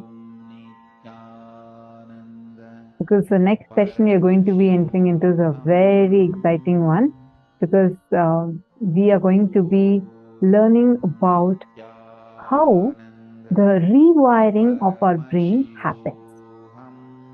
I request all of you to come to the space of listening. This is an important preparatory step for today's initiation. All the participants, please kindly come and settle down. Sit in front of your camera.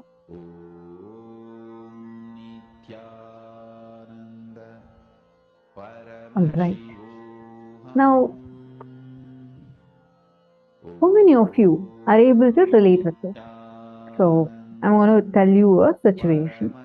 So, every day you wake up in the morning, you do your same set of routines.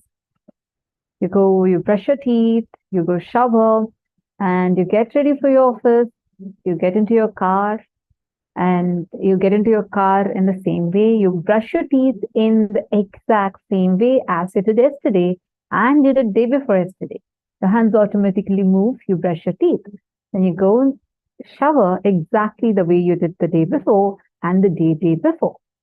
And you go get into your car in the exact same side, in the exact same manner as you did yesterday. You get into your car, you go drive to your office. You just remember of getting into your car, and then when your office arrives, you know you have arrived to the destination, and probably you had the same set of thoughts that were running in your mind that was running the same way yesterday and running the same way day before yesterday. And you go settle down in your office and sit in your chair in the exact same way.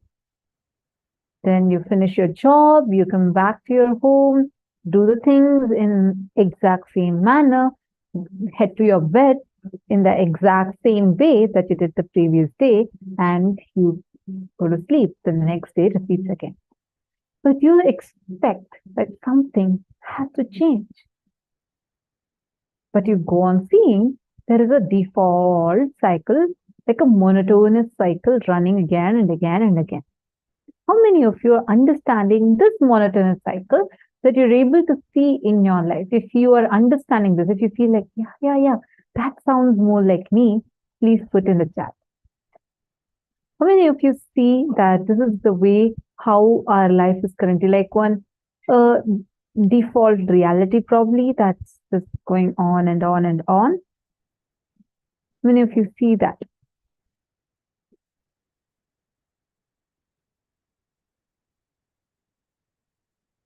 I request you all put it in the chat. See, I won't be able to see a thumbs up alone. Please put in the chat. Yes, exactly. Yes. Okay. Wonderful. At times, yes.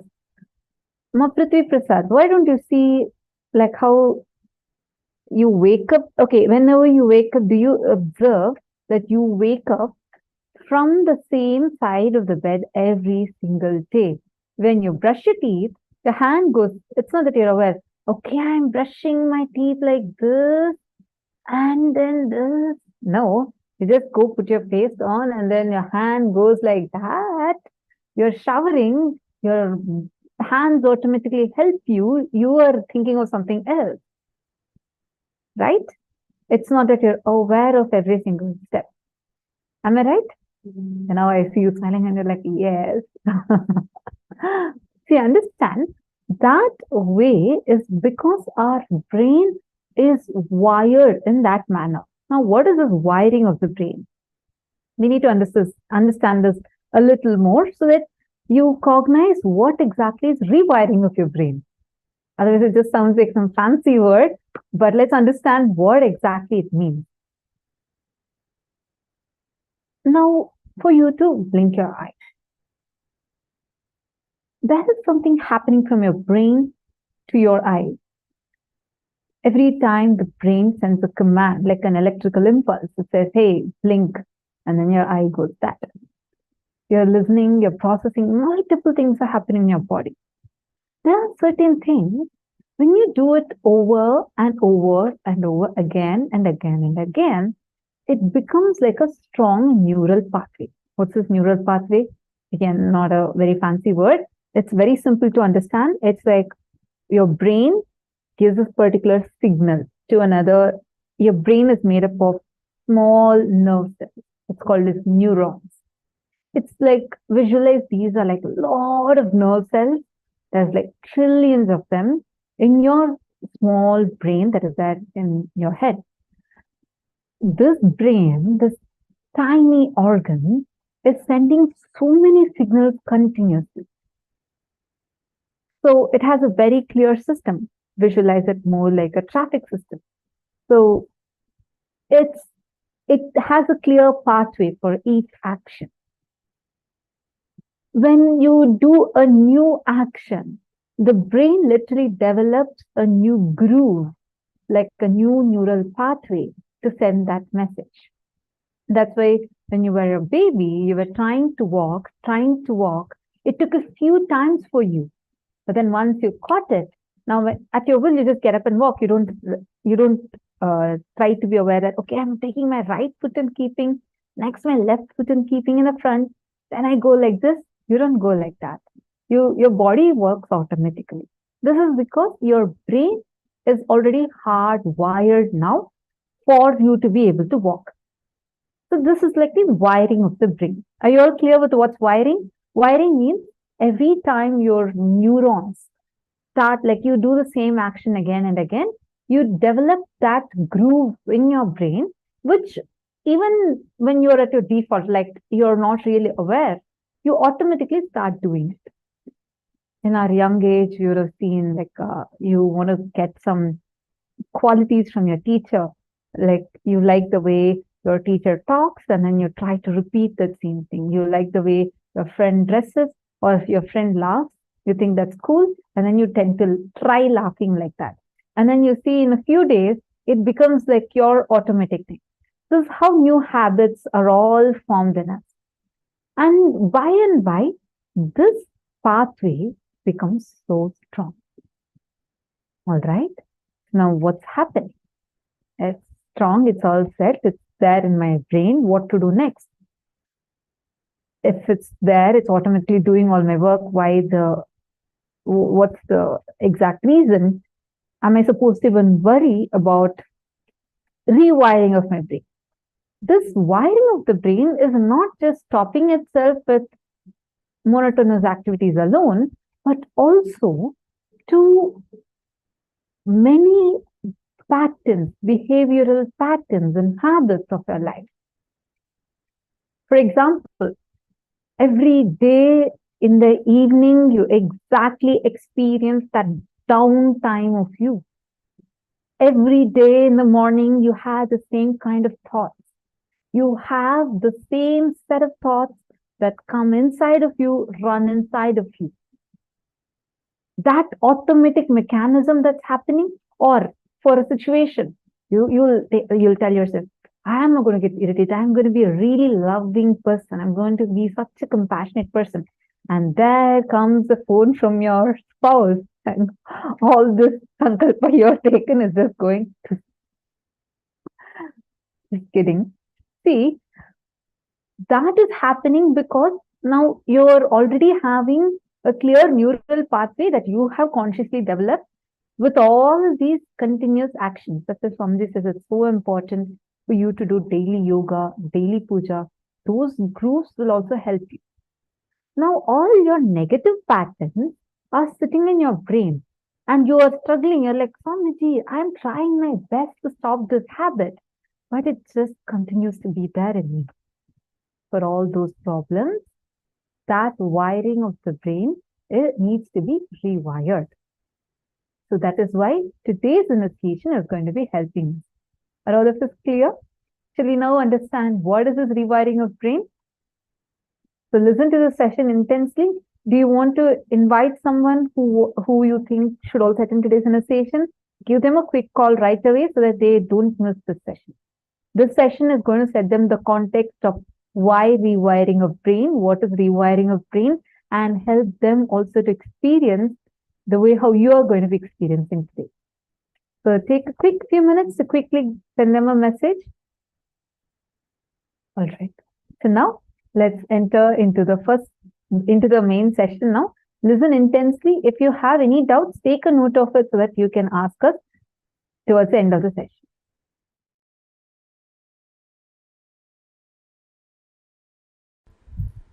From monkey to man, the whole breakthrough started just by one simple act. One monkey started walking with the 2 legs first time. Surely he must have felt very awkward. Other monkeys would have made fun of him. They would have teased him. A lot would have happened. They would have even boycotted him from the community.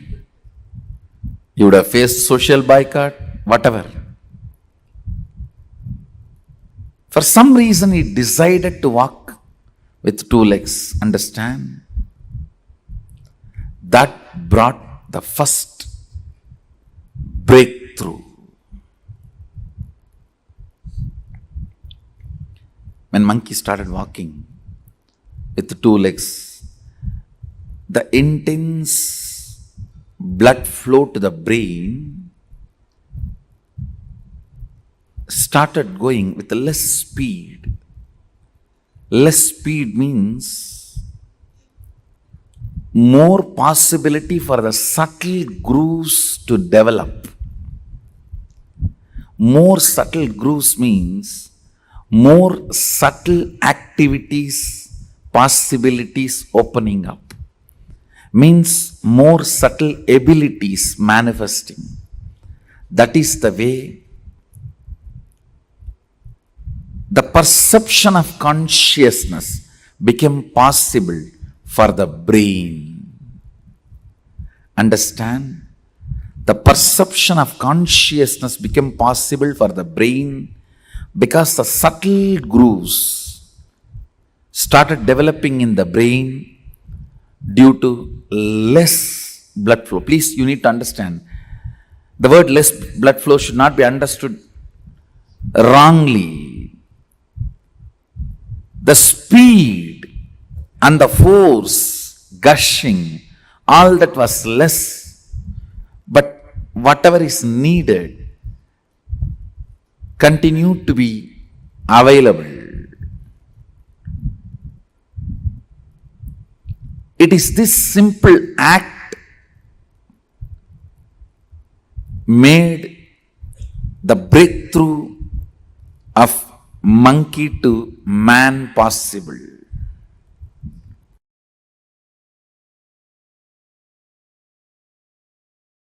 Spiritual growth means your ability to experience consciousness, your expertise in experiencing consciousness. Your expertise in experiencing enlightenment is spirituality, nothing else.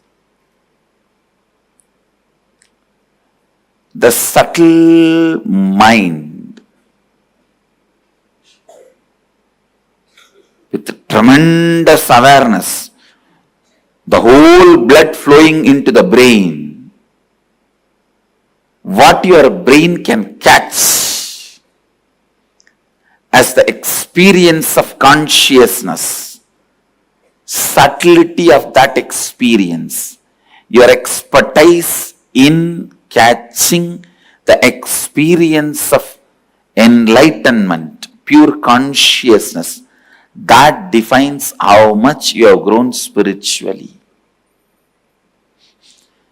Understand, your spiritual growth is not defined by whether you have become brahmachari or a swami or a kotari or a tanedar or a mahant. No. It is defined how much you can catch the experience of consciousness, your expertise, the ability of your brain's power, ability of your brain's expertise, the subtle grooves of your brains, its ability and expertise to catch the experience of consciousness. The experience of consciousness, that makes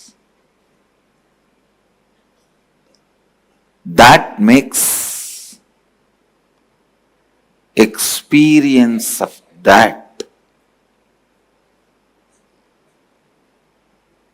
that makes you spiritual. I tell you, all spiritual practices are just to develop that subtle brain grooves in you to catch the pure consciousness. Whether you sit in the banks of Ganga in silence in Haridwar, or you sit in the silence of Manikarnika, Mahasmashana in Varanasi, or you sit in the silence of Gomukh, Tapovan, understand, when your brain grooves, the subtle brain grooves, are able to catch the concept of consciousness, the spirituality is awakened in you.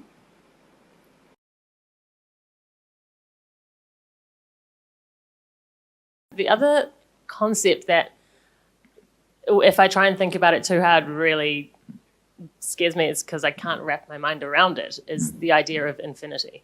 Like the idea of... You don't have to think, you can't grasp, unless your brain grows that subtle grooves which gets awakened by Kundalini. Once the Kundalini gets awakened, then God, the word will become so real for you. The I word will become empty for you. See, when I utter God, it has so much meaning for me. When I utter the word I, it has no meaning other than the word I am uttering. For you, when you utter the word I, it has so much meaning for you. When you utter the word God, it is just emptiness. So the shift will happen when the Kundalini reaches Sahasrara.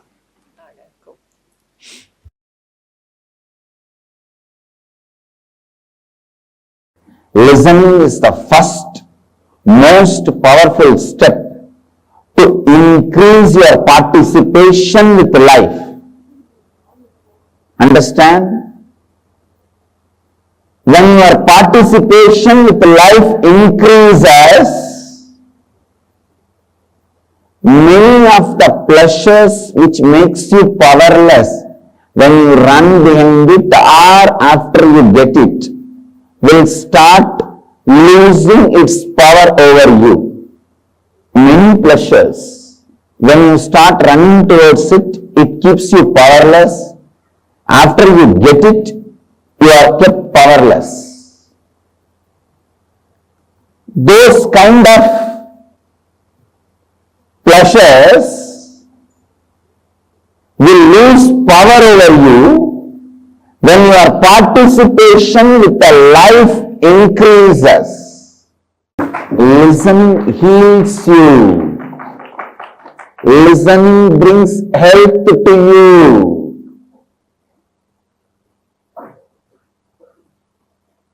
It brings health to you because you will start listening to your body before even you develop any disease or complication. By listening it, you will complete it. By listening it, you will complete it. Your body is like a child. Sometimes I have seen these kids will complain. The grown-up kids also, I have both kids and grown-up kids. I don't want to do this. I'll say, okay, then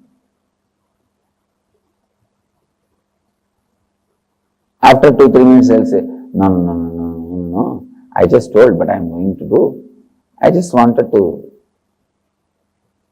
show that I can say no to you, that's all. There is a kind of a silly pleasure. After a few minutes they understand, no, this is not right.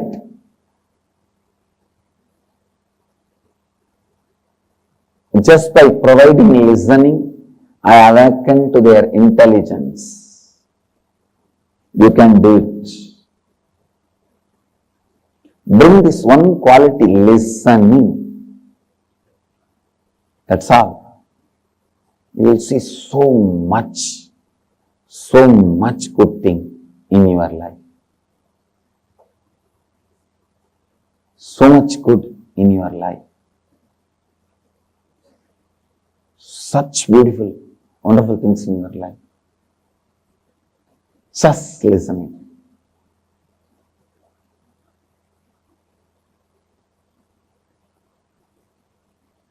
Whether it is office, anywhere, wherever you are, listening. It's a listening which develops many of the subtle pleasure grooves in your system.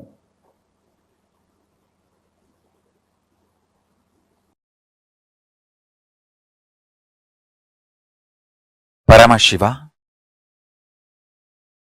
does manifestation, maintenance, rejuvenation, pulling out of delusion and liberation.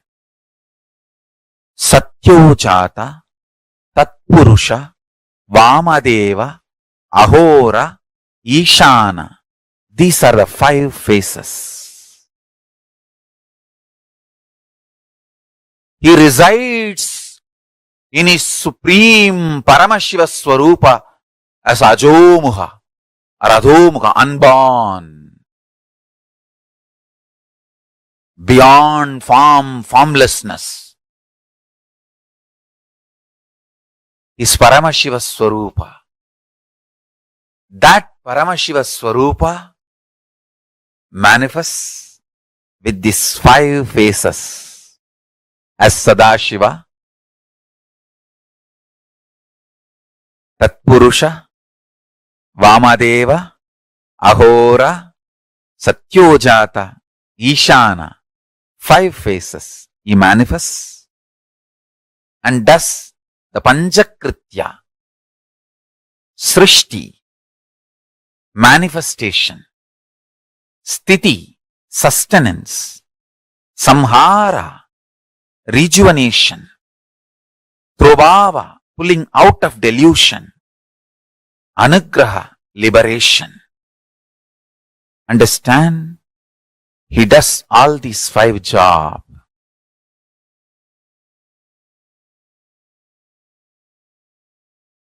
Through these 5 phases. Listen carefully. Creation. The creation dimension of Paramashiva has 5 phases because creation need to be created, manifestation need to be manifested, then sustenance need to be manifested, then destruction, rejuvenation need to be manifested, then pulling out of delusion need to be manifested, then liberation need to be manifested. Then same way, the sustenance phase of Paramashiva, creation itself, manifestation itself need to be sustained. Only then it can exist. See, the creation, even for it to happen, kind of a sustenance is needed. every micromillisecond. Sustenance is needed even for creation, even for destruction. For destruction to happen, the destruction need to be sustained when the destruction is happening.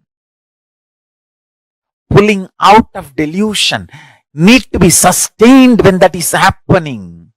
Liberation need to be sustained when that is happening. Understand? I'll repeat, listen. Creation created. Manifestation manifested. One phase. Sustenance manifested. Second phase. Destruction manifested. Third phase. Pulling out of delusion manifested. Fourth phase. Liberation manifested. Fifth phase. Then manifestation sustained. Sixth phase. The sustenance is sustained. Seventh phase. Destruction, rejuvenation is sustained. Eighth phase. Pulling out of delusion is sustained. Ninth phase. Liberation is sustained. 10th phase. Listen. Then rejuvenation, destruction, rejuvenation is manifested. 11th phase. Rejuvenation is sustained. 12th phase. Rejuvenation is rejuvenated is 13th phase. Rejuvenation is pulled out of delusion. 14th phase. Rejuvenation is liberated is 15th phase. Same way, continue. Pulling out of delusion. Prabhava. Prabhava manifested. 16th phase. Prabhava sustained. 17th phase. Prabhava rejuvenated. 18th phase. Prabhava is pulled out of delusion. 19th phase. Prabhava is liberated. 20th phase. Then again, listen. Anugraha. Liberation manifested. 21st phase. Liberation sustained. 22nd phase. Liberation is rejuvenated. 23rd phase. Liberation is pulled out of delusion. 24th phase. Liberation is liberated. 25th phase. Listen. These are the dimensions of Paramashiva. Understand? Meditate on this. That is enough. If your inner space can meditate on this, that's enough. All negativities will be burnt away. The most subtle grooves which will be formed in your brain by meditating on this will manifest the state, space, powers of Paramashiva. Keep Paramashiva as a screensaver. With the 25 face, 50 hands, Parashakti Manonmani in his lap, Jatadhari as Paramashiva. Keep him as your screensaver. Go on meditating. Listen to this satsang. Listen to this description. Listen to this satsang and listen to this description. Go on be meditating. Listen. All this 25 is happening now without time gap. There is no time gap.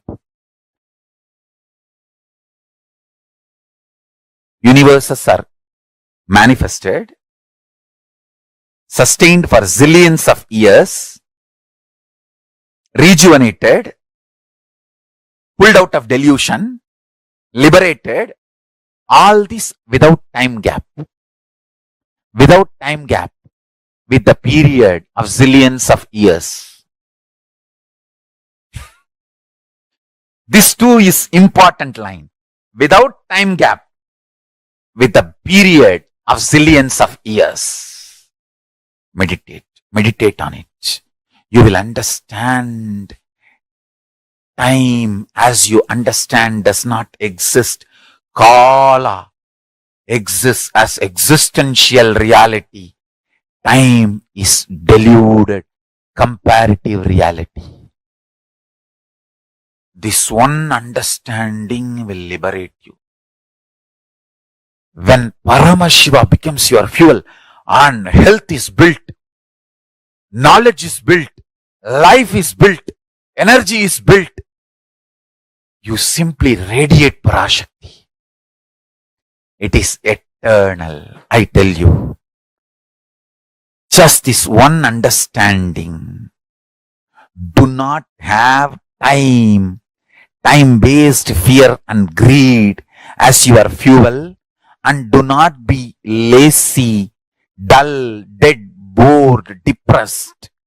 Neither be negative nor be neutral. Fly, come on. It is time. Fill Paramashiva's fuel to you. Paramashivatva's fuel. Let's fly. Understand? Running due to money or lust or fear or greed, Maya matrix, is also stupidity. It is negative.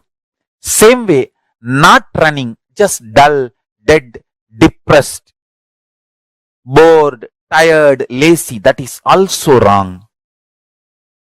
Fill yourself with this understanding of Paramashiva.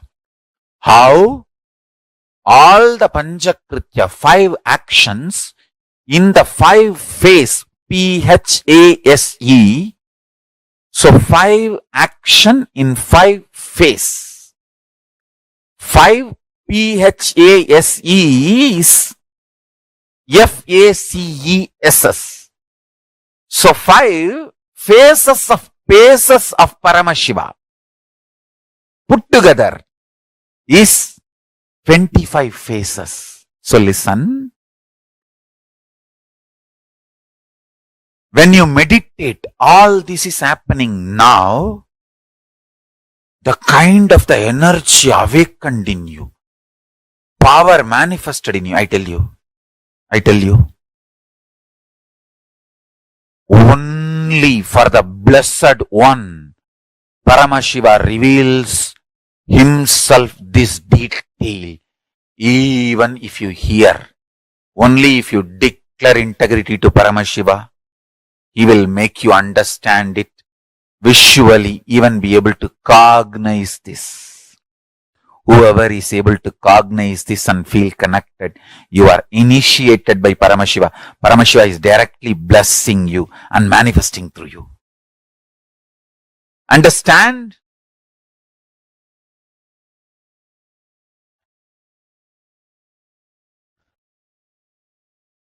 Meditate on this Paramashiva Swarupa.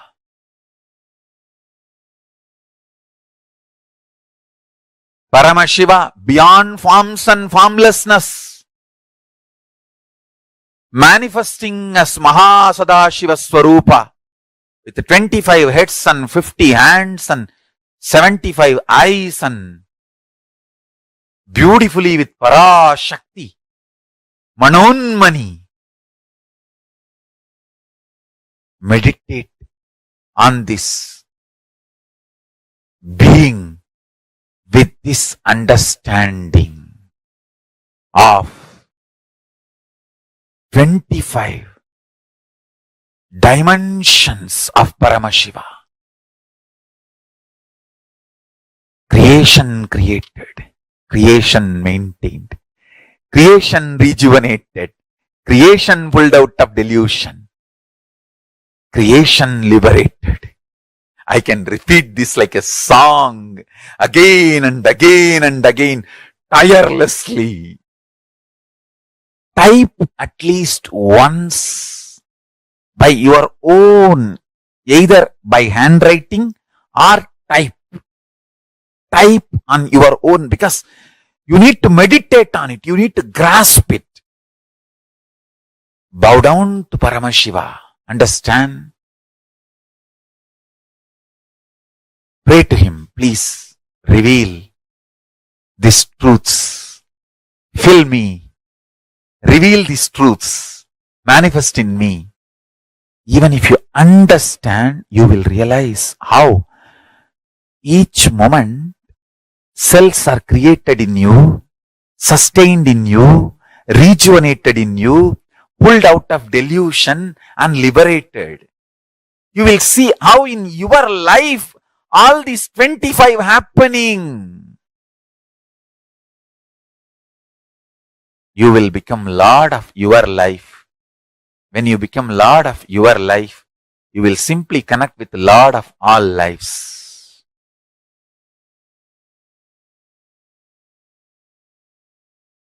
Paramashivatva will manifest in you. Please understand, meditate on this. Meditate on this Paramashiva Jnana. You will manifest Paramashiva Vijnana. Understand? Meditating on this trains your brain, awakens the most subtle brain grooves for me to infuse Kundalini in you. See, when that subtle brain grooves are created through this meditation, see, when you do Pratyahara Dharana Dhyana, means concentrating, centering, and oneness with these concepts and visualizations I presented to you. When you do that, I can pour Kundalini in you and put you in Samadhi.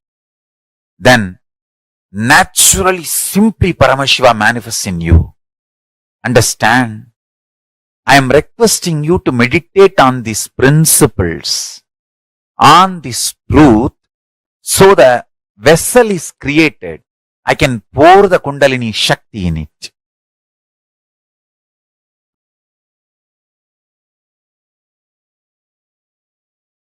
This Paramashiva Dhyana,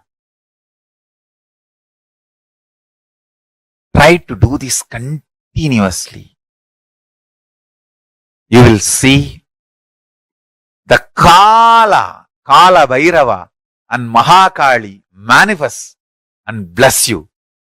Bless all of us.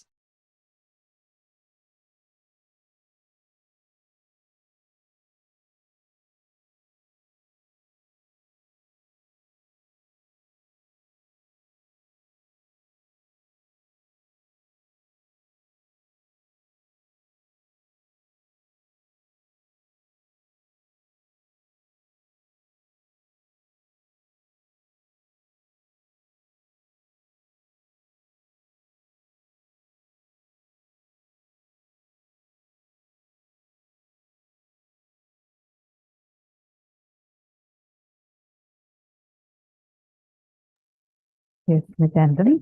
So what Swamiji just now explained to us explains about how our brain started developing, how our brain started having the intelligence awaken, how our brain expands, and this way cognizing the Panchakritas of Paramashiva, how it directly helps us in expanding the capacity of our brain.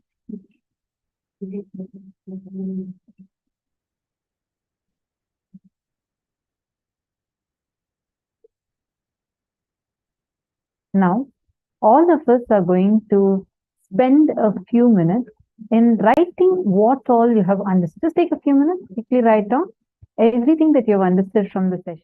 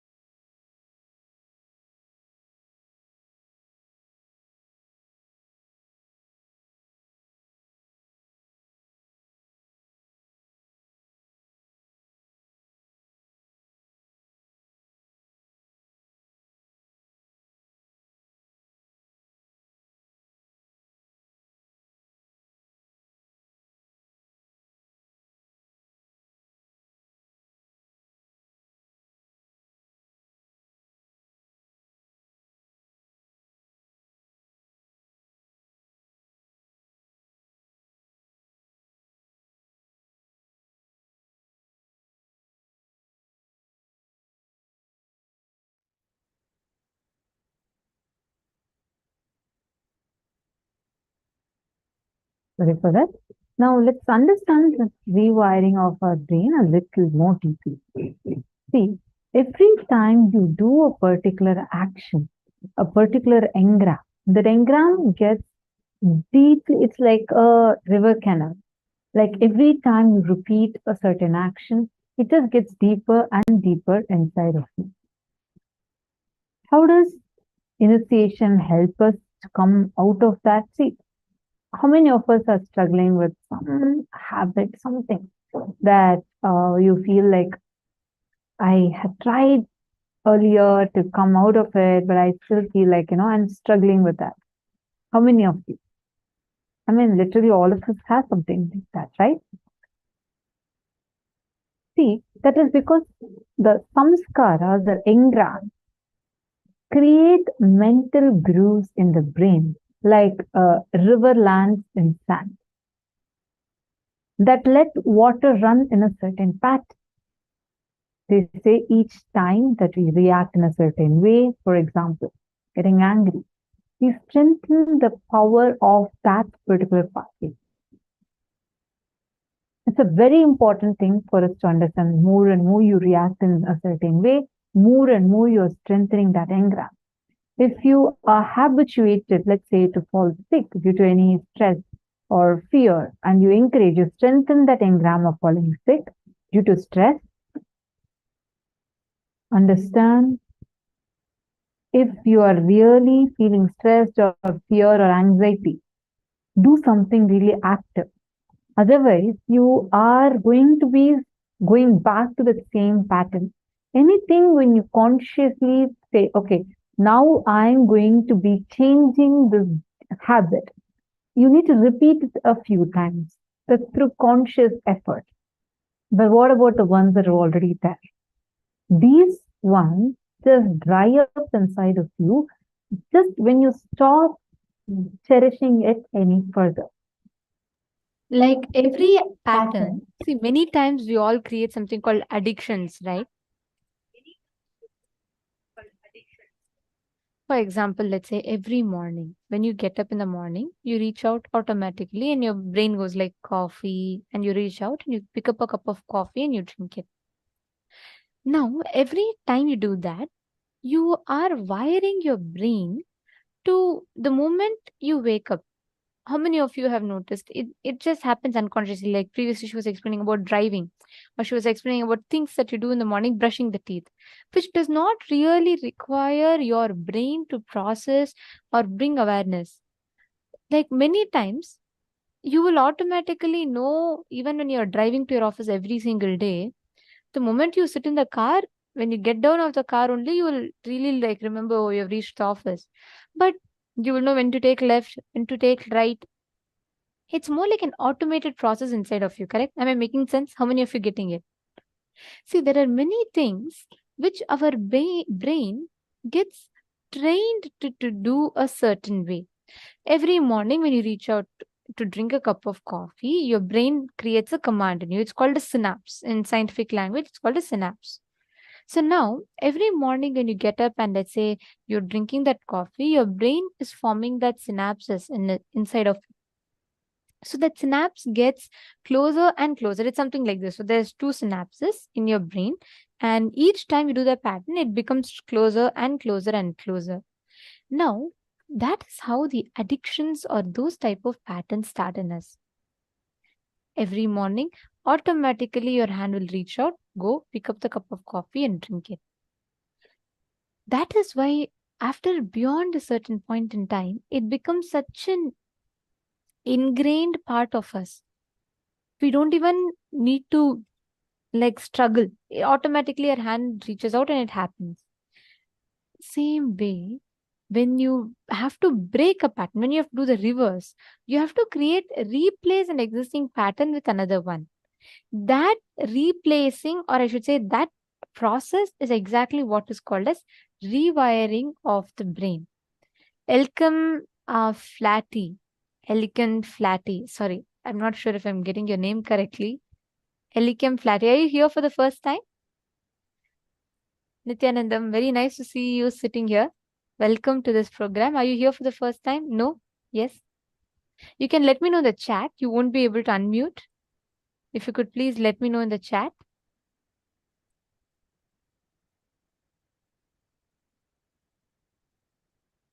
Okay. Since when have you been connected to Swamiji?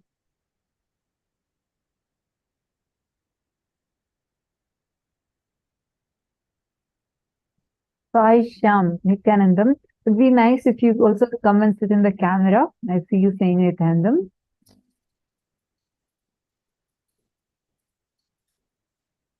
Yes. All right. So every one of you go back, and if you just see, rewiring our brain is exactly this, but without our effort, Swamiji gives that, infuses that consciousness into us, where he says, okay, come on, all these old patterns can drop. And Swamiji uses his power to rewire these brain, the patterns inside of us. And that rewiring literally develops the new neural pathways. How many of you have seen that sometimes after receiving the initiation from Swamiji, let's say that you got into a conflict, you know for sure if this was the same you before receiving this initiation, you would have probably reacted like in such a bad way, you would have lost your temper and probably even broken your relationship with that person. But it's right after the initiation. Somehow you don't feel like reacting to it. And you feel like, oh, wait, this is really me. Why am I not reacting to it? How many of you have felt like this before? Understand that's the power of initiation, because your brain gets rewired. Your brain gets rewired like that. Are you understanding? Like your reactions would start just melting down. You would no more have the necessity to even react. It'll be more of a conscious response. You'll be more established in that Paramashanta. The other day, one lady was sharing, she said that after she was coming regularly to Swamiji's initiation, and she mentioned that after a particular initiation that she received, next day her husband was trying to pull her into an argument, and to her surprise, how much ever she's trying to get agitated, she did not get agitated. And just that one incident, the husband got so shocked by her transformation, and he got deeply connected to Swamiji. See, understand, that's what happens to you when your brain gets rewired. See, literally your way you engage with life, the way you relate with life, everything transforms. Are you understanding? Elikim Piati. Where are you from? Which country are you watching us from? Sorry, I'm just, because we are just seeing you today. So just wanted to know that it's such asking. Don't mind us asking, just wanted to know more. See, understand, what kind of cognitions you cherish matter.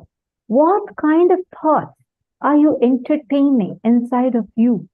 They matter a lot. Every time you feel victimized inside of you and you go on reacting.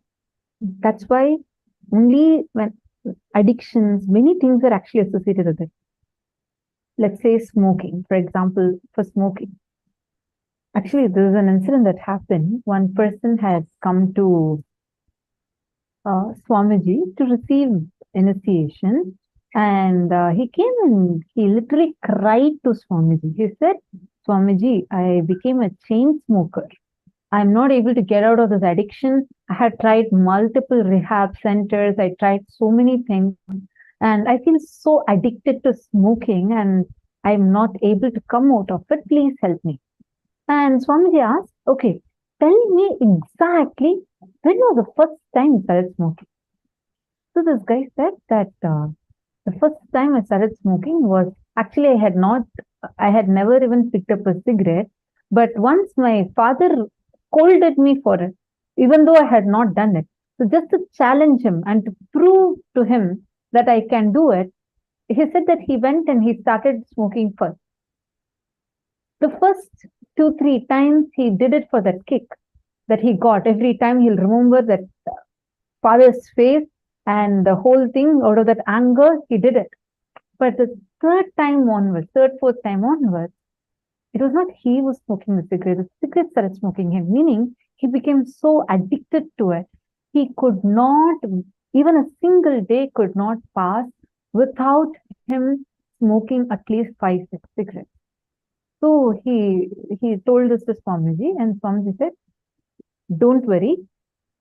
Swamiji first blessed him, and Swamiji said, just the next time you smoke completely, like be in that moment fully.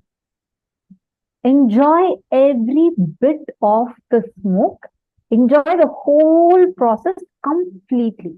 I know it's like, what? That guy actually went, he listened to Swamiji, he goes back, and in a week or so, he returns back. He comes and he held Swamiji's feet and cried to Swamiji.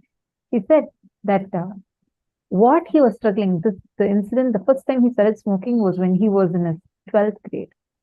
And it was almost 15 to 20 years he was struggling with that pattern. He said, Swamiji, what I was having is a struggle for last 20 years. Now, I tried last 1 week, I've been trying to put the cigarette in my mouth just to test myself. I am not able to put it anymore. Understand? You know why? Because every time an incident leaves a residue in us, like a hangover. That hangover of the past in us makes us not experience the present completely. We don't experience the present completely. That is why these things are called as incompletion. Incomplete means what? Like it just, you're not complete in that situation. This is the same thing. Try your favorite food that you feel so addicted to. Just eat it once. Eat it with full awareness. Enjoy it completely. You will no more have the attitude of grabbing it. You will eat enough for how much is needed for your stomach. So the reason why I was sharing this is, see, when you're repeating an action again and again and again, it creates a particular groove in your brain, meaning the neural pathway gets created. And you go on encouraging that more and more. So even when you default, like you're not really conscious, you're like, when you go into that attitude, you will see that the neurons automatically fire in the same manner. That's why the first 2-3 times you will see your children, like the children see their parents fighting and they pick up these words and phrases and say, oh, let hell with this. I just hate my life. I want to just get lost from here. All these phrases. First few times, they would not know why they're using it. They just pick it up from seeing the parents fight and they start using it. But in some time, it just becomes like their cognition because they repeated it so many times. How many of you are getting this so far? If you're understanding, please put yes in the chat. Actually, what I'm really amazed to see is so many people from different parts of the world sitting here across different time zones.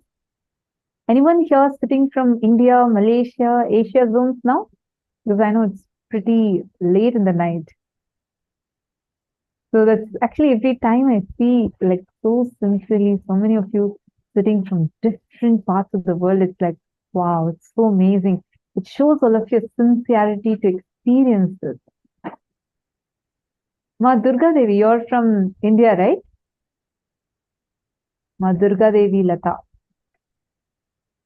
You're sitting here joining from India, right? Wonderful. So nice to see your sincerity. I know it's quite late in the night and very nice to see Sai Shyam. You're also from India. Wonderful. That's really amazing. I know it's quite late in the night right now, correct? So nice to see how sincerely each of you are sitting and attending the session. Yes, Nithyananda, nice to see you. Nithyananda. Very good. Nice that you're sincerely sitting and listening. Actually, the sincerity with which each of you are sitting and listening, being part of the session proactively, will help you to experience this in a much deeper way. It's like continuously Ganga is flooding everywhere. Ganga is flowing. Whether you want to take her in just a spoon and drink Ganga water, or you want to take a bottle full or a tub full, it's up to you. How sincere you are sitting here decides how much you're going to receive.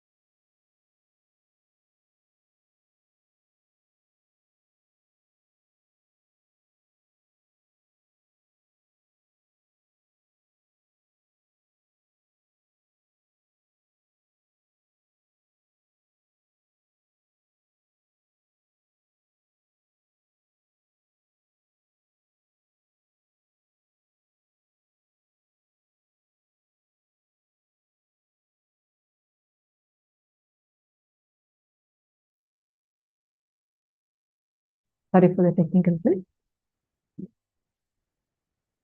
Okay, anyways, let's come back to understanding about what we're going to be experiencing today during the darshan, which is how Swamiji is going to be rewiring our brain. This concept needs to be understood a lot more in depth because it's very, very, very powerful. Now, we are going to be doing a meditation where Swamiji is going to be, actually, it's a whole thing is a process. You need to sit and intensely listen, do the process as Swamiji is guiding.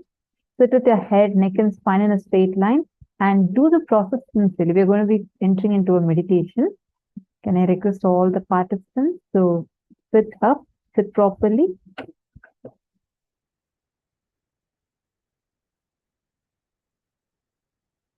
Please sit straight. But let's understand what is this meditation going to be about. We're going to be firstly, I hope all of you understood about the rewiring of the brain now. We are going to understand how meditating on Paramashiva will rewire our brain. Understand this carefully, internalize every bit of what we are learning intensely. Meditate on this Paramashiva Jnana. You will manifest Paramashiva Vijnana. Meditating on this trains your brain, awakens the most subtle brain growth for the Supreme Pontiff of Hinduism to infuse Kundalini in you. Meditate on these principles, on this truth, so the vessel is created. Once the Kundalini gets awakened, then the God, the word will become so real for you. The I word will become empty for you.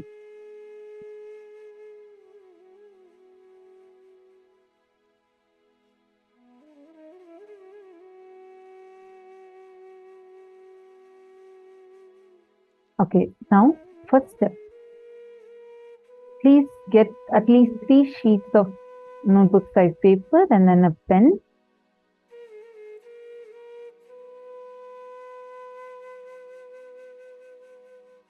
Now, you're going to type these words clearly, right? This is the first step. Creation getting created, manifestation getting manifested. This is one phase. Sustenance getting manifested. This is second phase.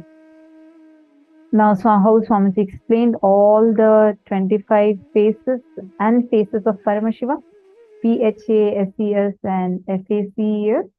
Now that 25 you're going to actually be writing down. This will be the first step of your process. As you write, meditate on it, like cognize, and you're going to be writing it. Clear? All right, now let's get started.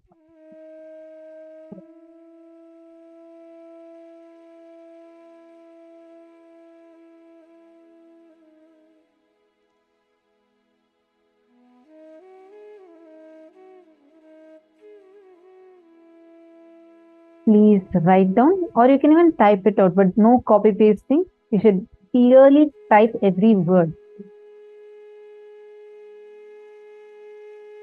What is shown on your screen, you can start with that.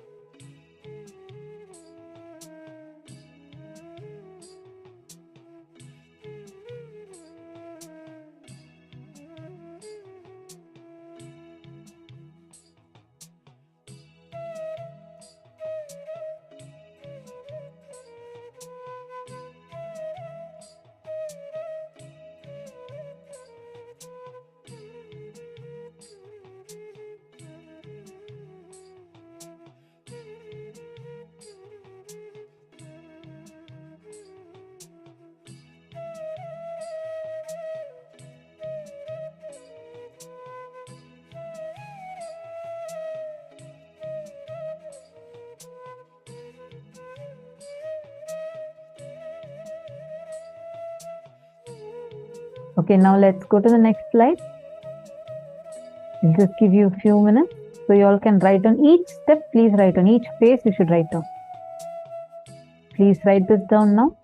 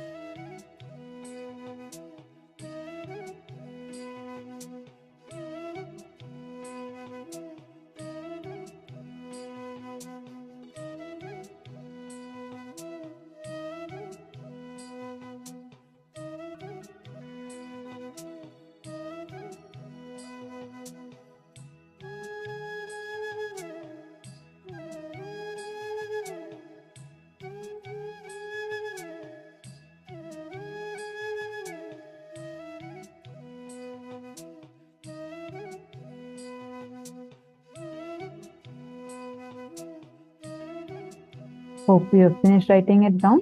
Now, 11 to 15. This is the next 15th phase, till the 15th phase of Paramashiva. Please quickly write down.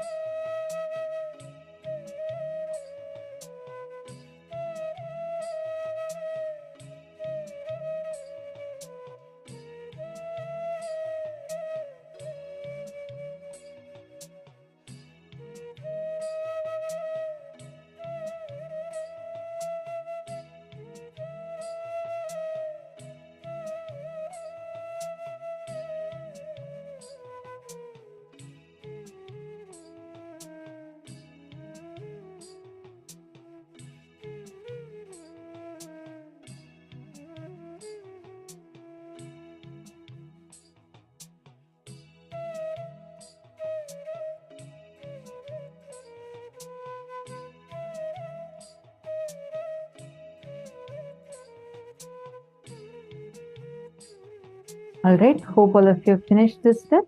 Let's move to the next one. Now, 16th to 20th page.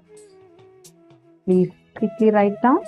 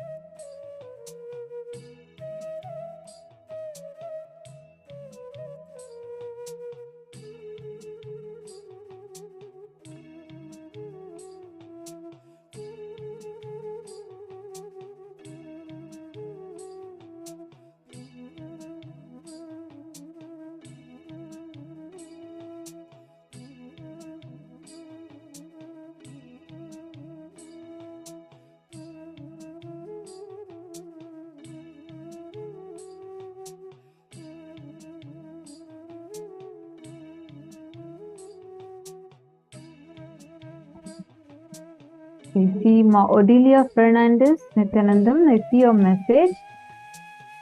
Are you logged in? Ma Odilia Fernandez.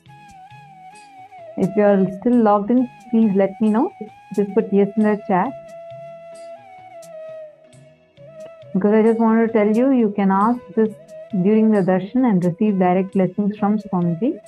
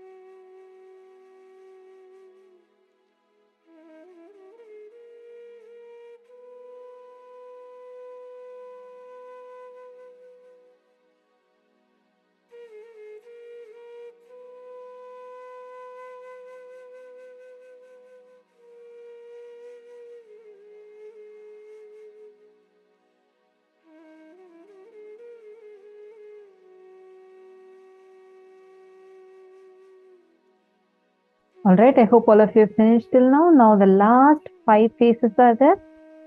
Let's write that down. Please write it down.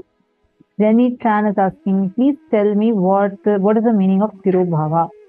Tirobhava means it's the aspect of Paramashiva where he puts you into delusion and pulls you out of delusion. That is called as Tirobhava. Tirobhava, Tirobhava. All of these are where Paramashiva pulls you out of delusion. So that is this Tirobhava dimension or Tirobhava dimension. Now the last one we are writing is Anugraha, the liberating principle, the dimension where he liberates. So that is Anugraha, that's what we are seeing now.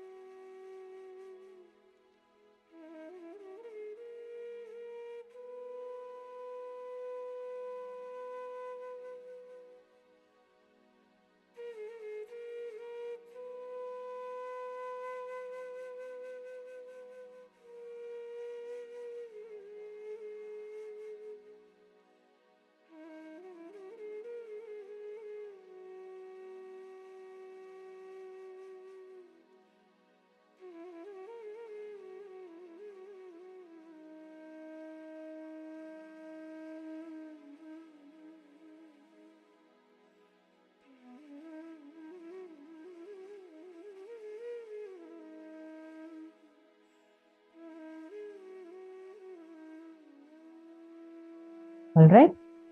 Have all of you finished writing it? Done? Finished writing? Okay, now next we are going to be actually entering into the meditation where Swamiji is going to be conducting like a process for all of us to be able to meditate on these 25 aspects of Paramashiva. You'll see just sitting in the meditation itself will put you into a different state altogether. Now let's enter into the process.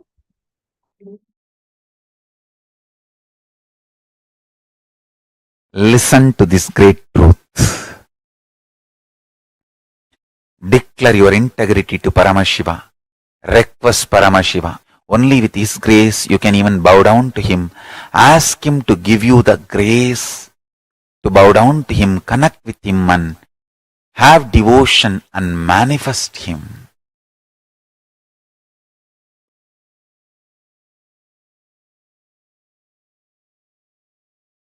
That's enough.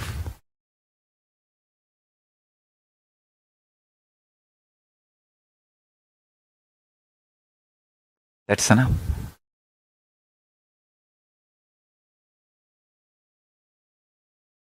He will manifest and bless all of us. So now, sit straight. Let's dissolve into Paramashiva. Let Paramashiva manifest now in all of us. Sit straight with the original verses, original words of Paramashiva. Understand, Paramashiva himself uttered these words in Agama to describe himself. I am going to utter the original words of Paramashiva and invoke him in all of us. He is going to manifest now. Sit straight. Close your eyes. Om Satyo Jatam Prabhatyami Satyo Jataya Vai Namo Namaha Bhave Bhave Nati Bhave Bhavasvamam Bhavodbhavaya Namaha Vamadevaya Namo Jyeshtaya Nama Sreshtaya Namo Rudraya Nama Kalaya Nama Kalavigaranaya Namo Balavigaranaya Namo Balaya Namo Balapramadhanaya Nama Sarvabhuta-damanaya Namo Manonmanaya Namaha Akorebhyo takorebhyo gora gora darebhyaha Sarvebhyo sarva sarvebhyo namaste Astru rudra rubebhyaha Tatpurushaya vitmahe mahadevaya dhimahi Tanno rudra prachodayat Isana sarva vidyanam Ishvara sarva bhutanam Brahmatibatir Brahmanotibatir Brahma Shivo me astu sada Shivom.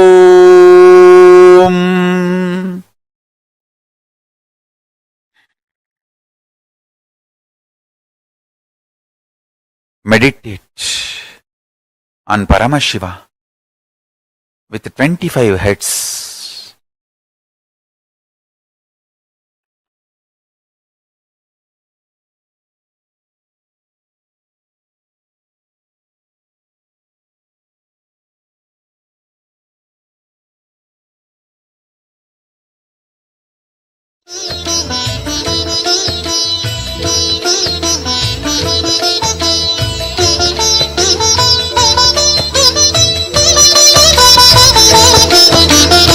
ஏகதயாநிதி ஈஸ்வரனாம் நமையீன்றவள் சூருக்கு காவலனாம் சாஸ்வதமானவன் ஈஸ்வரனாம் நம் சாகச செயலுக்கு மூலவனாம் சிவபெருமான் யுக சுகம் தருவான் வழியுரைத்து நல்ல வரம் தருவான் சன்னதி வந்தோர்க்கு நிம்மதி தந்தாலும் ஈசனை நேசனை போற்றிடுவோம் நடன சபேசன் திருவருள் நாடி நடப்போம் நடப்போம் மதுரை பதி தேடி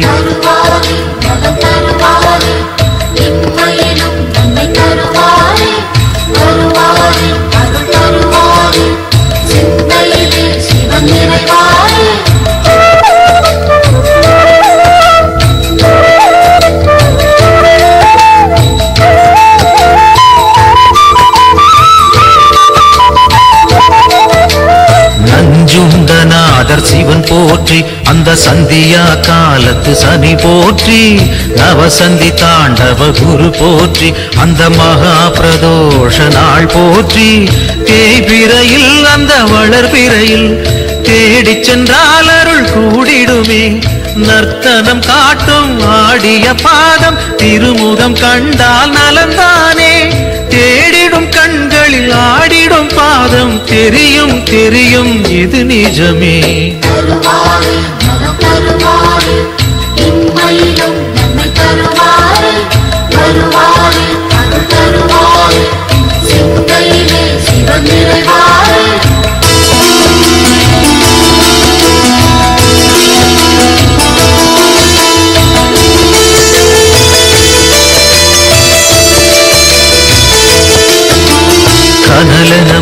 அது சிவன் தேகம் பெரும் கருணைக்கு ஈடு அவனாகும்.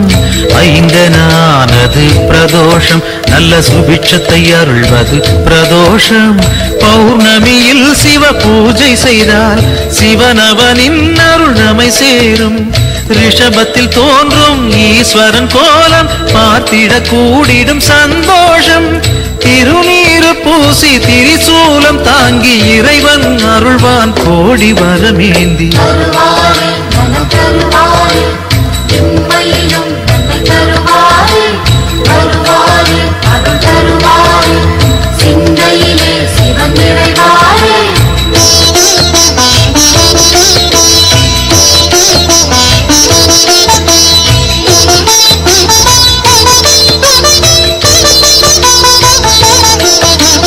திருக்கோவில் வாசல் முன் தோன்றும் அந்த நந்தி தேவன் அருள் வேண்டும்.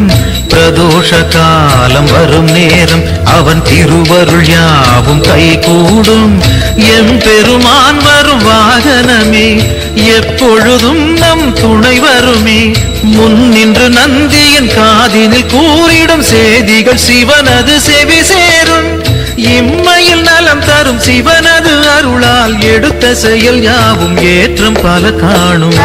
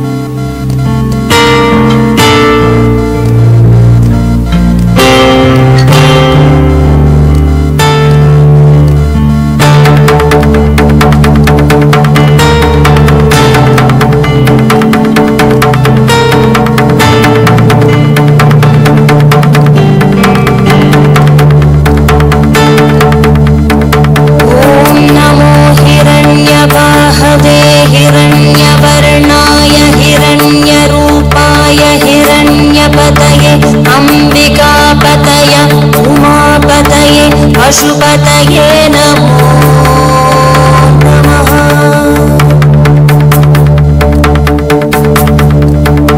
ॐ नमो हिरण्यवाहवे हिरण्यवर्णाय हिरण्यरूपाय हिरण्यपतये अम्बिकापतय उमापतये पशुपतये नमो नमः।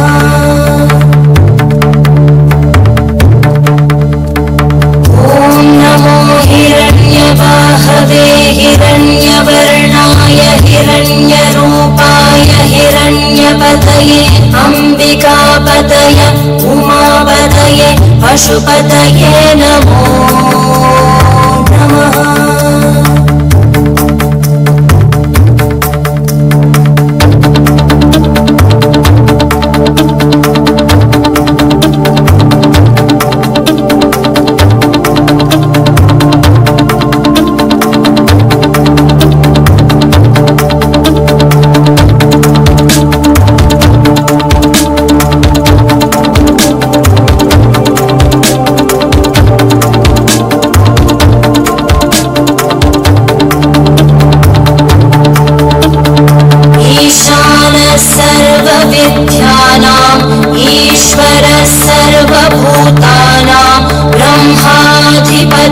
ब्रह्मणोऽधिपति ब्रह्मा शिवो मे अस्तु सदा शिवो।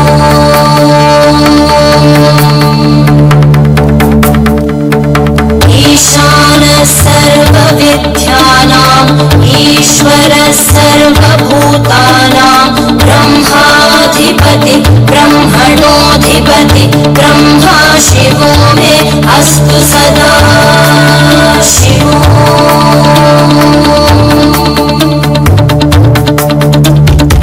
ईशानः सर्वविद्यानाम् ईश्वरः सर्वभूतानां ब्रह्माधिपति ब्रह्मणोऽधिपति ब्रह्मा शिवो मे अस्तु सदा शिवो।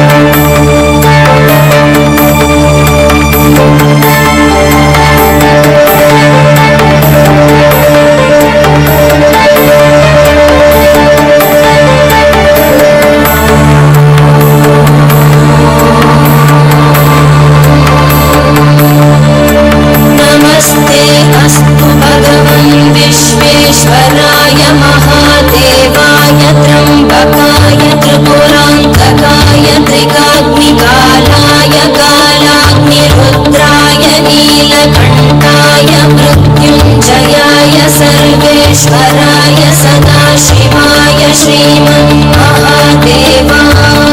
नमः नमस्ते अस्तु भगवन् विश्वेश्वराय महादेवाय त्र्यम्बकाय त्रिपुरान्तकाय त्रिकाग्निकालाय कालाग्निरुद्राय नीलकण्ठाय मृत्युञ्जयाय सर्वेश्वराय सदाशिवाय श्रीमन्महादेवाय नमः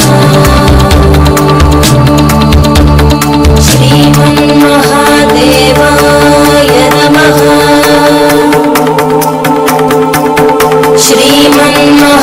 श्रीमन्महादेवाय नमः शान्ति शान्ति शान्तिः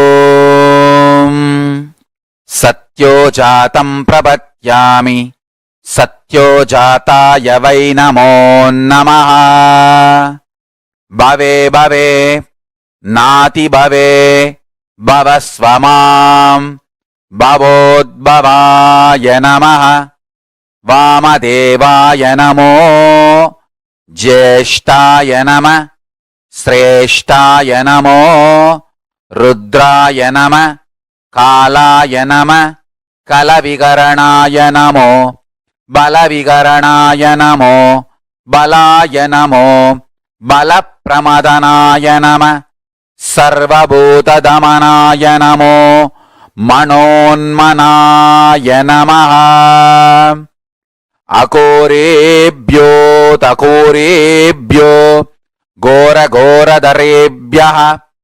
సర్వేభ్యో సర్వసర్వేభ్యో నమస్తే అస్తు రుద్రరూపేభ్యః తత్పురుషాయ విద్మహే మహాదేవాయ ధీమహి తన్నో రుద్ర ప్రచోదయాత్ ఈశానः సర్వవిద్యానాం ఈశ్వరः సర్వభూతానాం బ్రహ్మాధిపతి బ్రహ్మణోధిపతిర్ బ్రహ్మా శివో మే అస్తు సదాశివోం.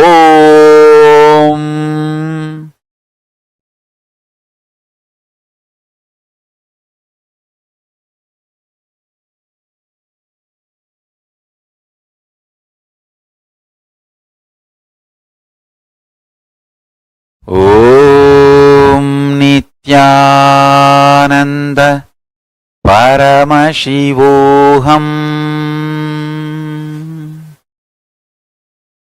I bless you all to manifest Paramashiva.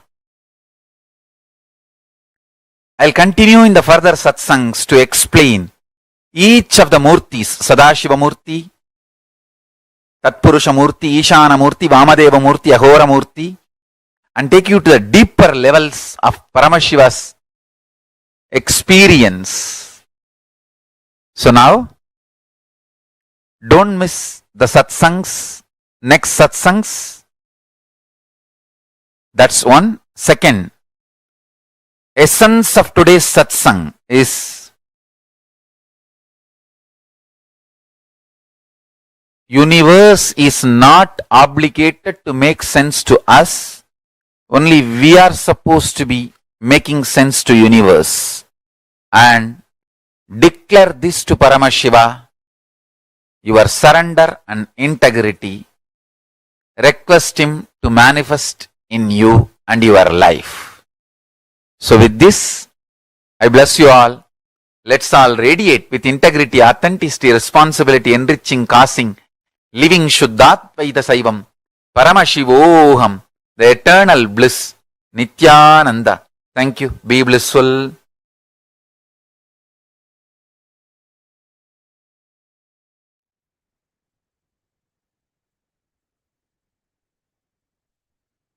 You can now relax. Okay, wonderful. So now, how was the process?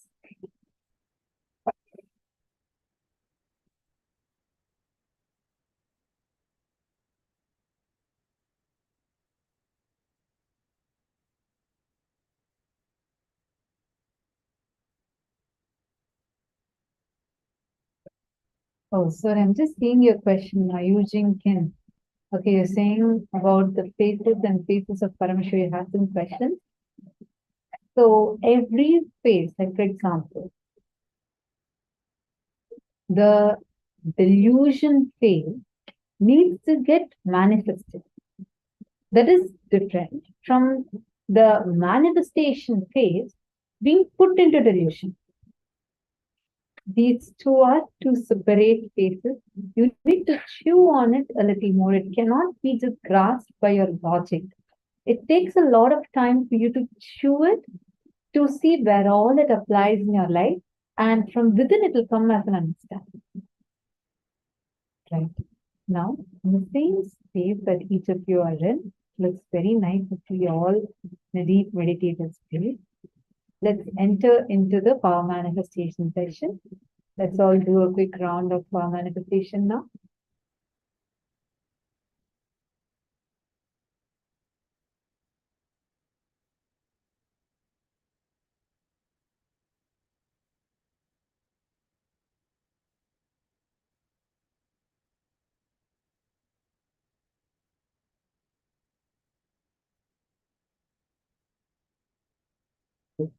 Now we're going to be playing with the same power of what we did last time. We're going to be continuing the same power.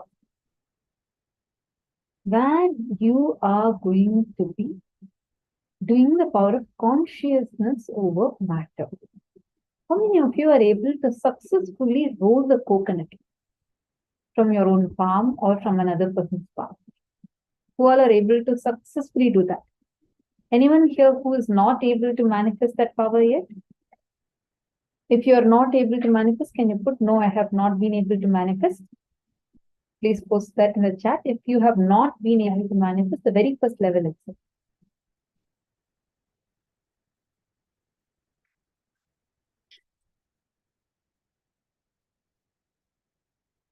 Who all are able to manifest with the movement of a needle on water? Nithyananda, I see many participants that are actually there, but I seldom see your messages in the chat. Nithyananda, can I request all of you to please post a message? Hey, it has to be either you're manifesting or not manifesting. Please post. Are you able to manifest? Just the first level of consciousness over matter. If anyone who's not able to manifest the first level itself, kindly let me know.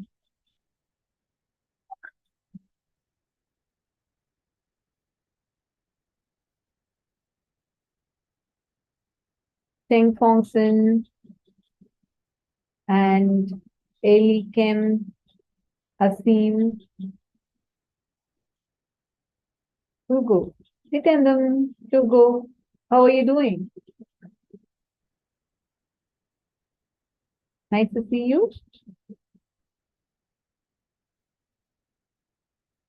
Hey, where's your little brother? You didn't get your brother also to come and sit with you?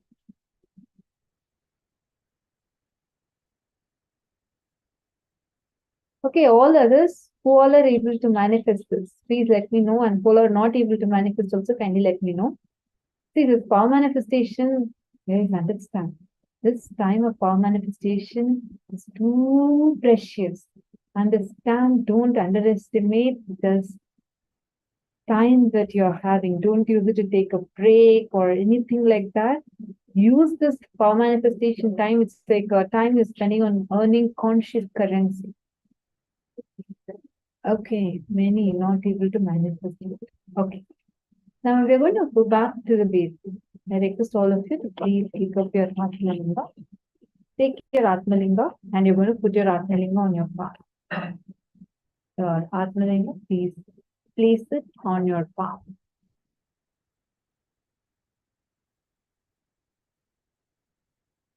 Keep your palm completely flat. You can actually rest it on the table. I'm just showing you so it's easier for all of you to see. Keep your Atmalinga on your palm. You're going to first start with this power manifestation. This is like the first initial level. If you don't have an Atmalinga, then you can use a coconut, but preferably use an Atmalinga first. This is for the people who are not yet able to manifest this power. Connect to Swami. Chant the Mahavakya. Om Nithyananda Paramashivoham. Intensely chant the Mahavakya. Now, with all your three eyes, you're going to look at the Atmalinga that you're holding in your palm. Make sure to video record yourself. If you're not yet set up the device to video record, please kindly set that up. Start recording. Connect to Swamiji in your inner space. Look intensely at the Atmalinga.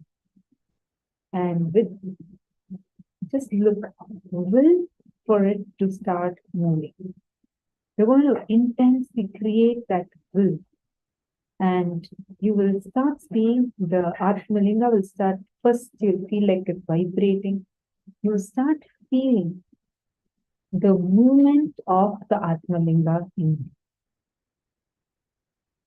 with physical movement. You'll actually physically be able to see it moving. And intensity through your third eye, like intensity, like see how your hand is moving. Like that, you're going to connect with your Atmalinga for that to start moving. Intensely look through your third eye, your Atmalinga. So all your three eyes, you can please have your eyes open. And during power manifestation especially, we request all the participants to do not have specs, especially during this power manifestation. It will help to heal your eyes also. So preferably remove your spectacles. And through all your three eyes, you're going to now look intensely at the Atmalinga. You'll start seeing the Atmalinga will start moving.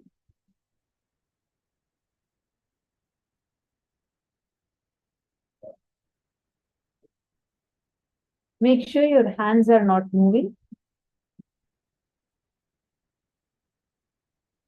Just intensely look through your three eyes and you're going to start moving your Atmalinga.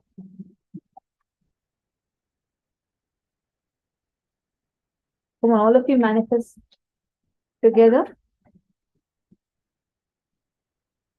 All your three eyes should be looking at the Atmalinga and you should be moving. All the participants, I request everyone to please be on the camera and do the power manifestation. Whoever has not yet been able to manifest, please keep your hands like this in front of the camera and keep your Atmalinga on it. And you're going to start manifesting now. I'll also help with entangling with you.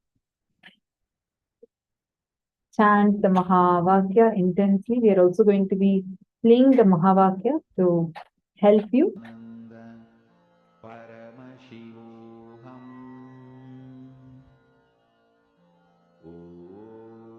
Make sure you do not move your hands. Let your hands be completely flat.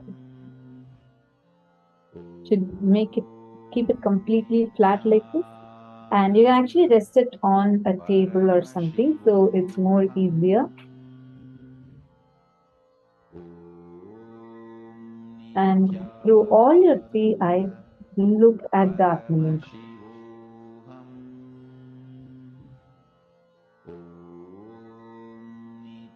And start moving it. You'll actually be able to clearly see the movement.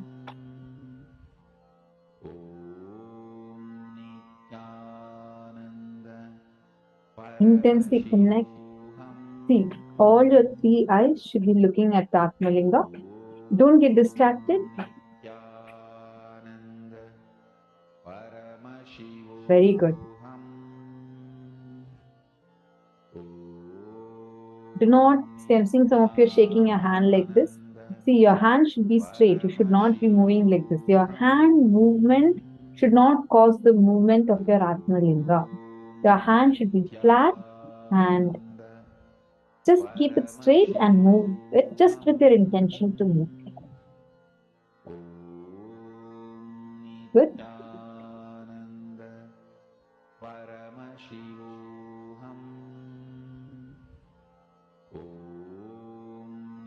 Zhang Shunshen.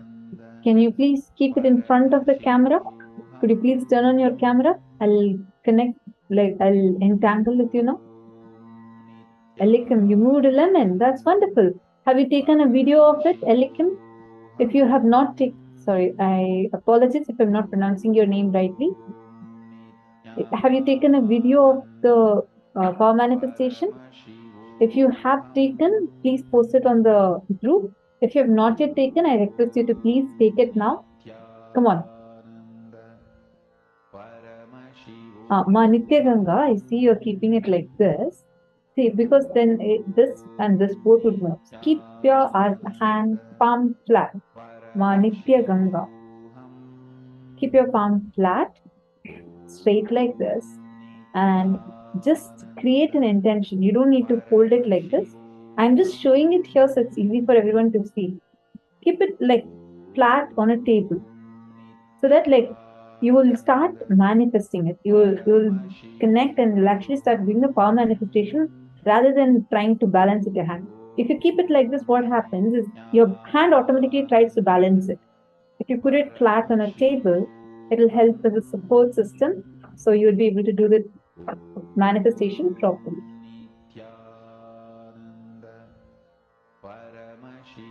Zhang Shunshen. Can I please request you to kindly come on camera? I see your message that you were not able to manifest. We'll help you manifest it now. Janet. Janet, I request you also to please show your Atmalinga in front of the camera. Yes, I see you, Nithyananda. Please could you show your Atmalinga in front of the camera? You can just lower the camera, so, and continue, sit intensely and do the power manifestation, chant the Mahavakya.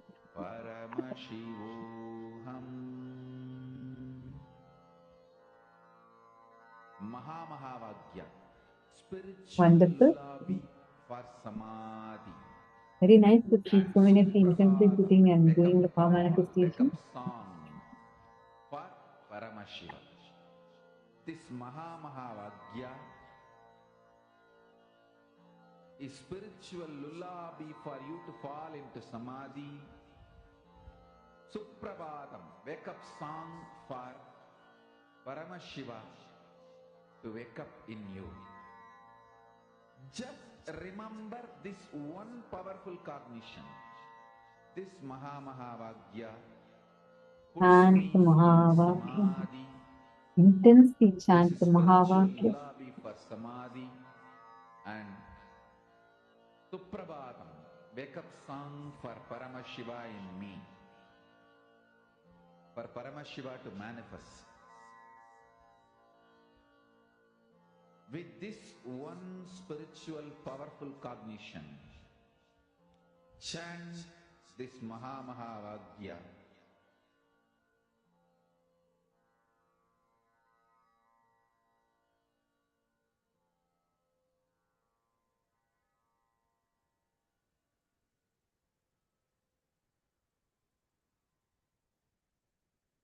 Good. Masalation.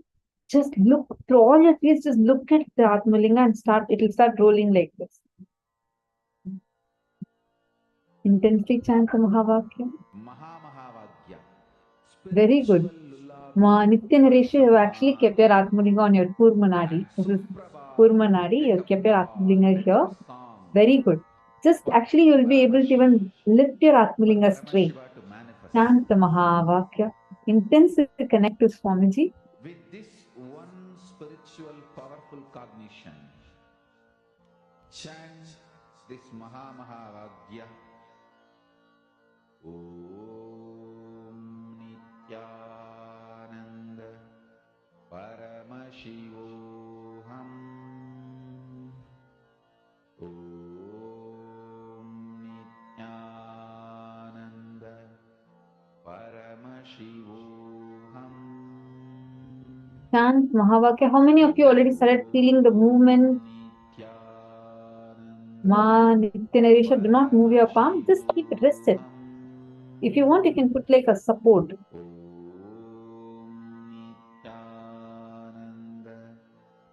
can put a towel or something. I'll actually show you a slide of how you can keep it, because that will help you to be completely focused only on the manifestation. Otherwise, we tend to keep moving, trying to adjust our position, etc.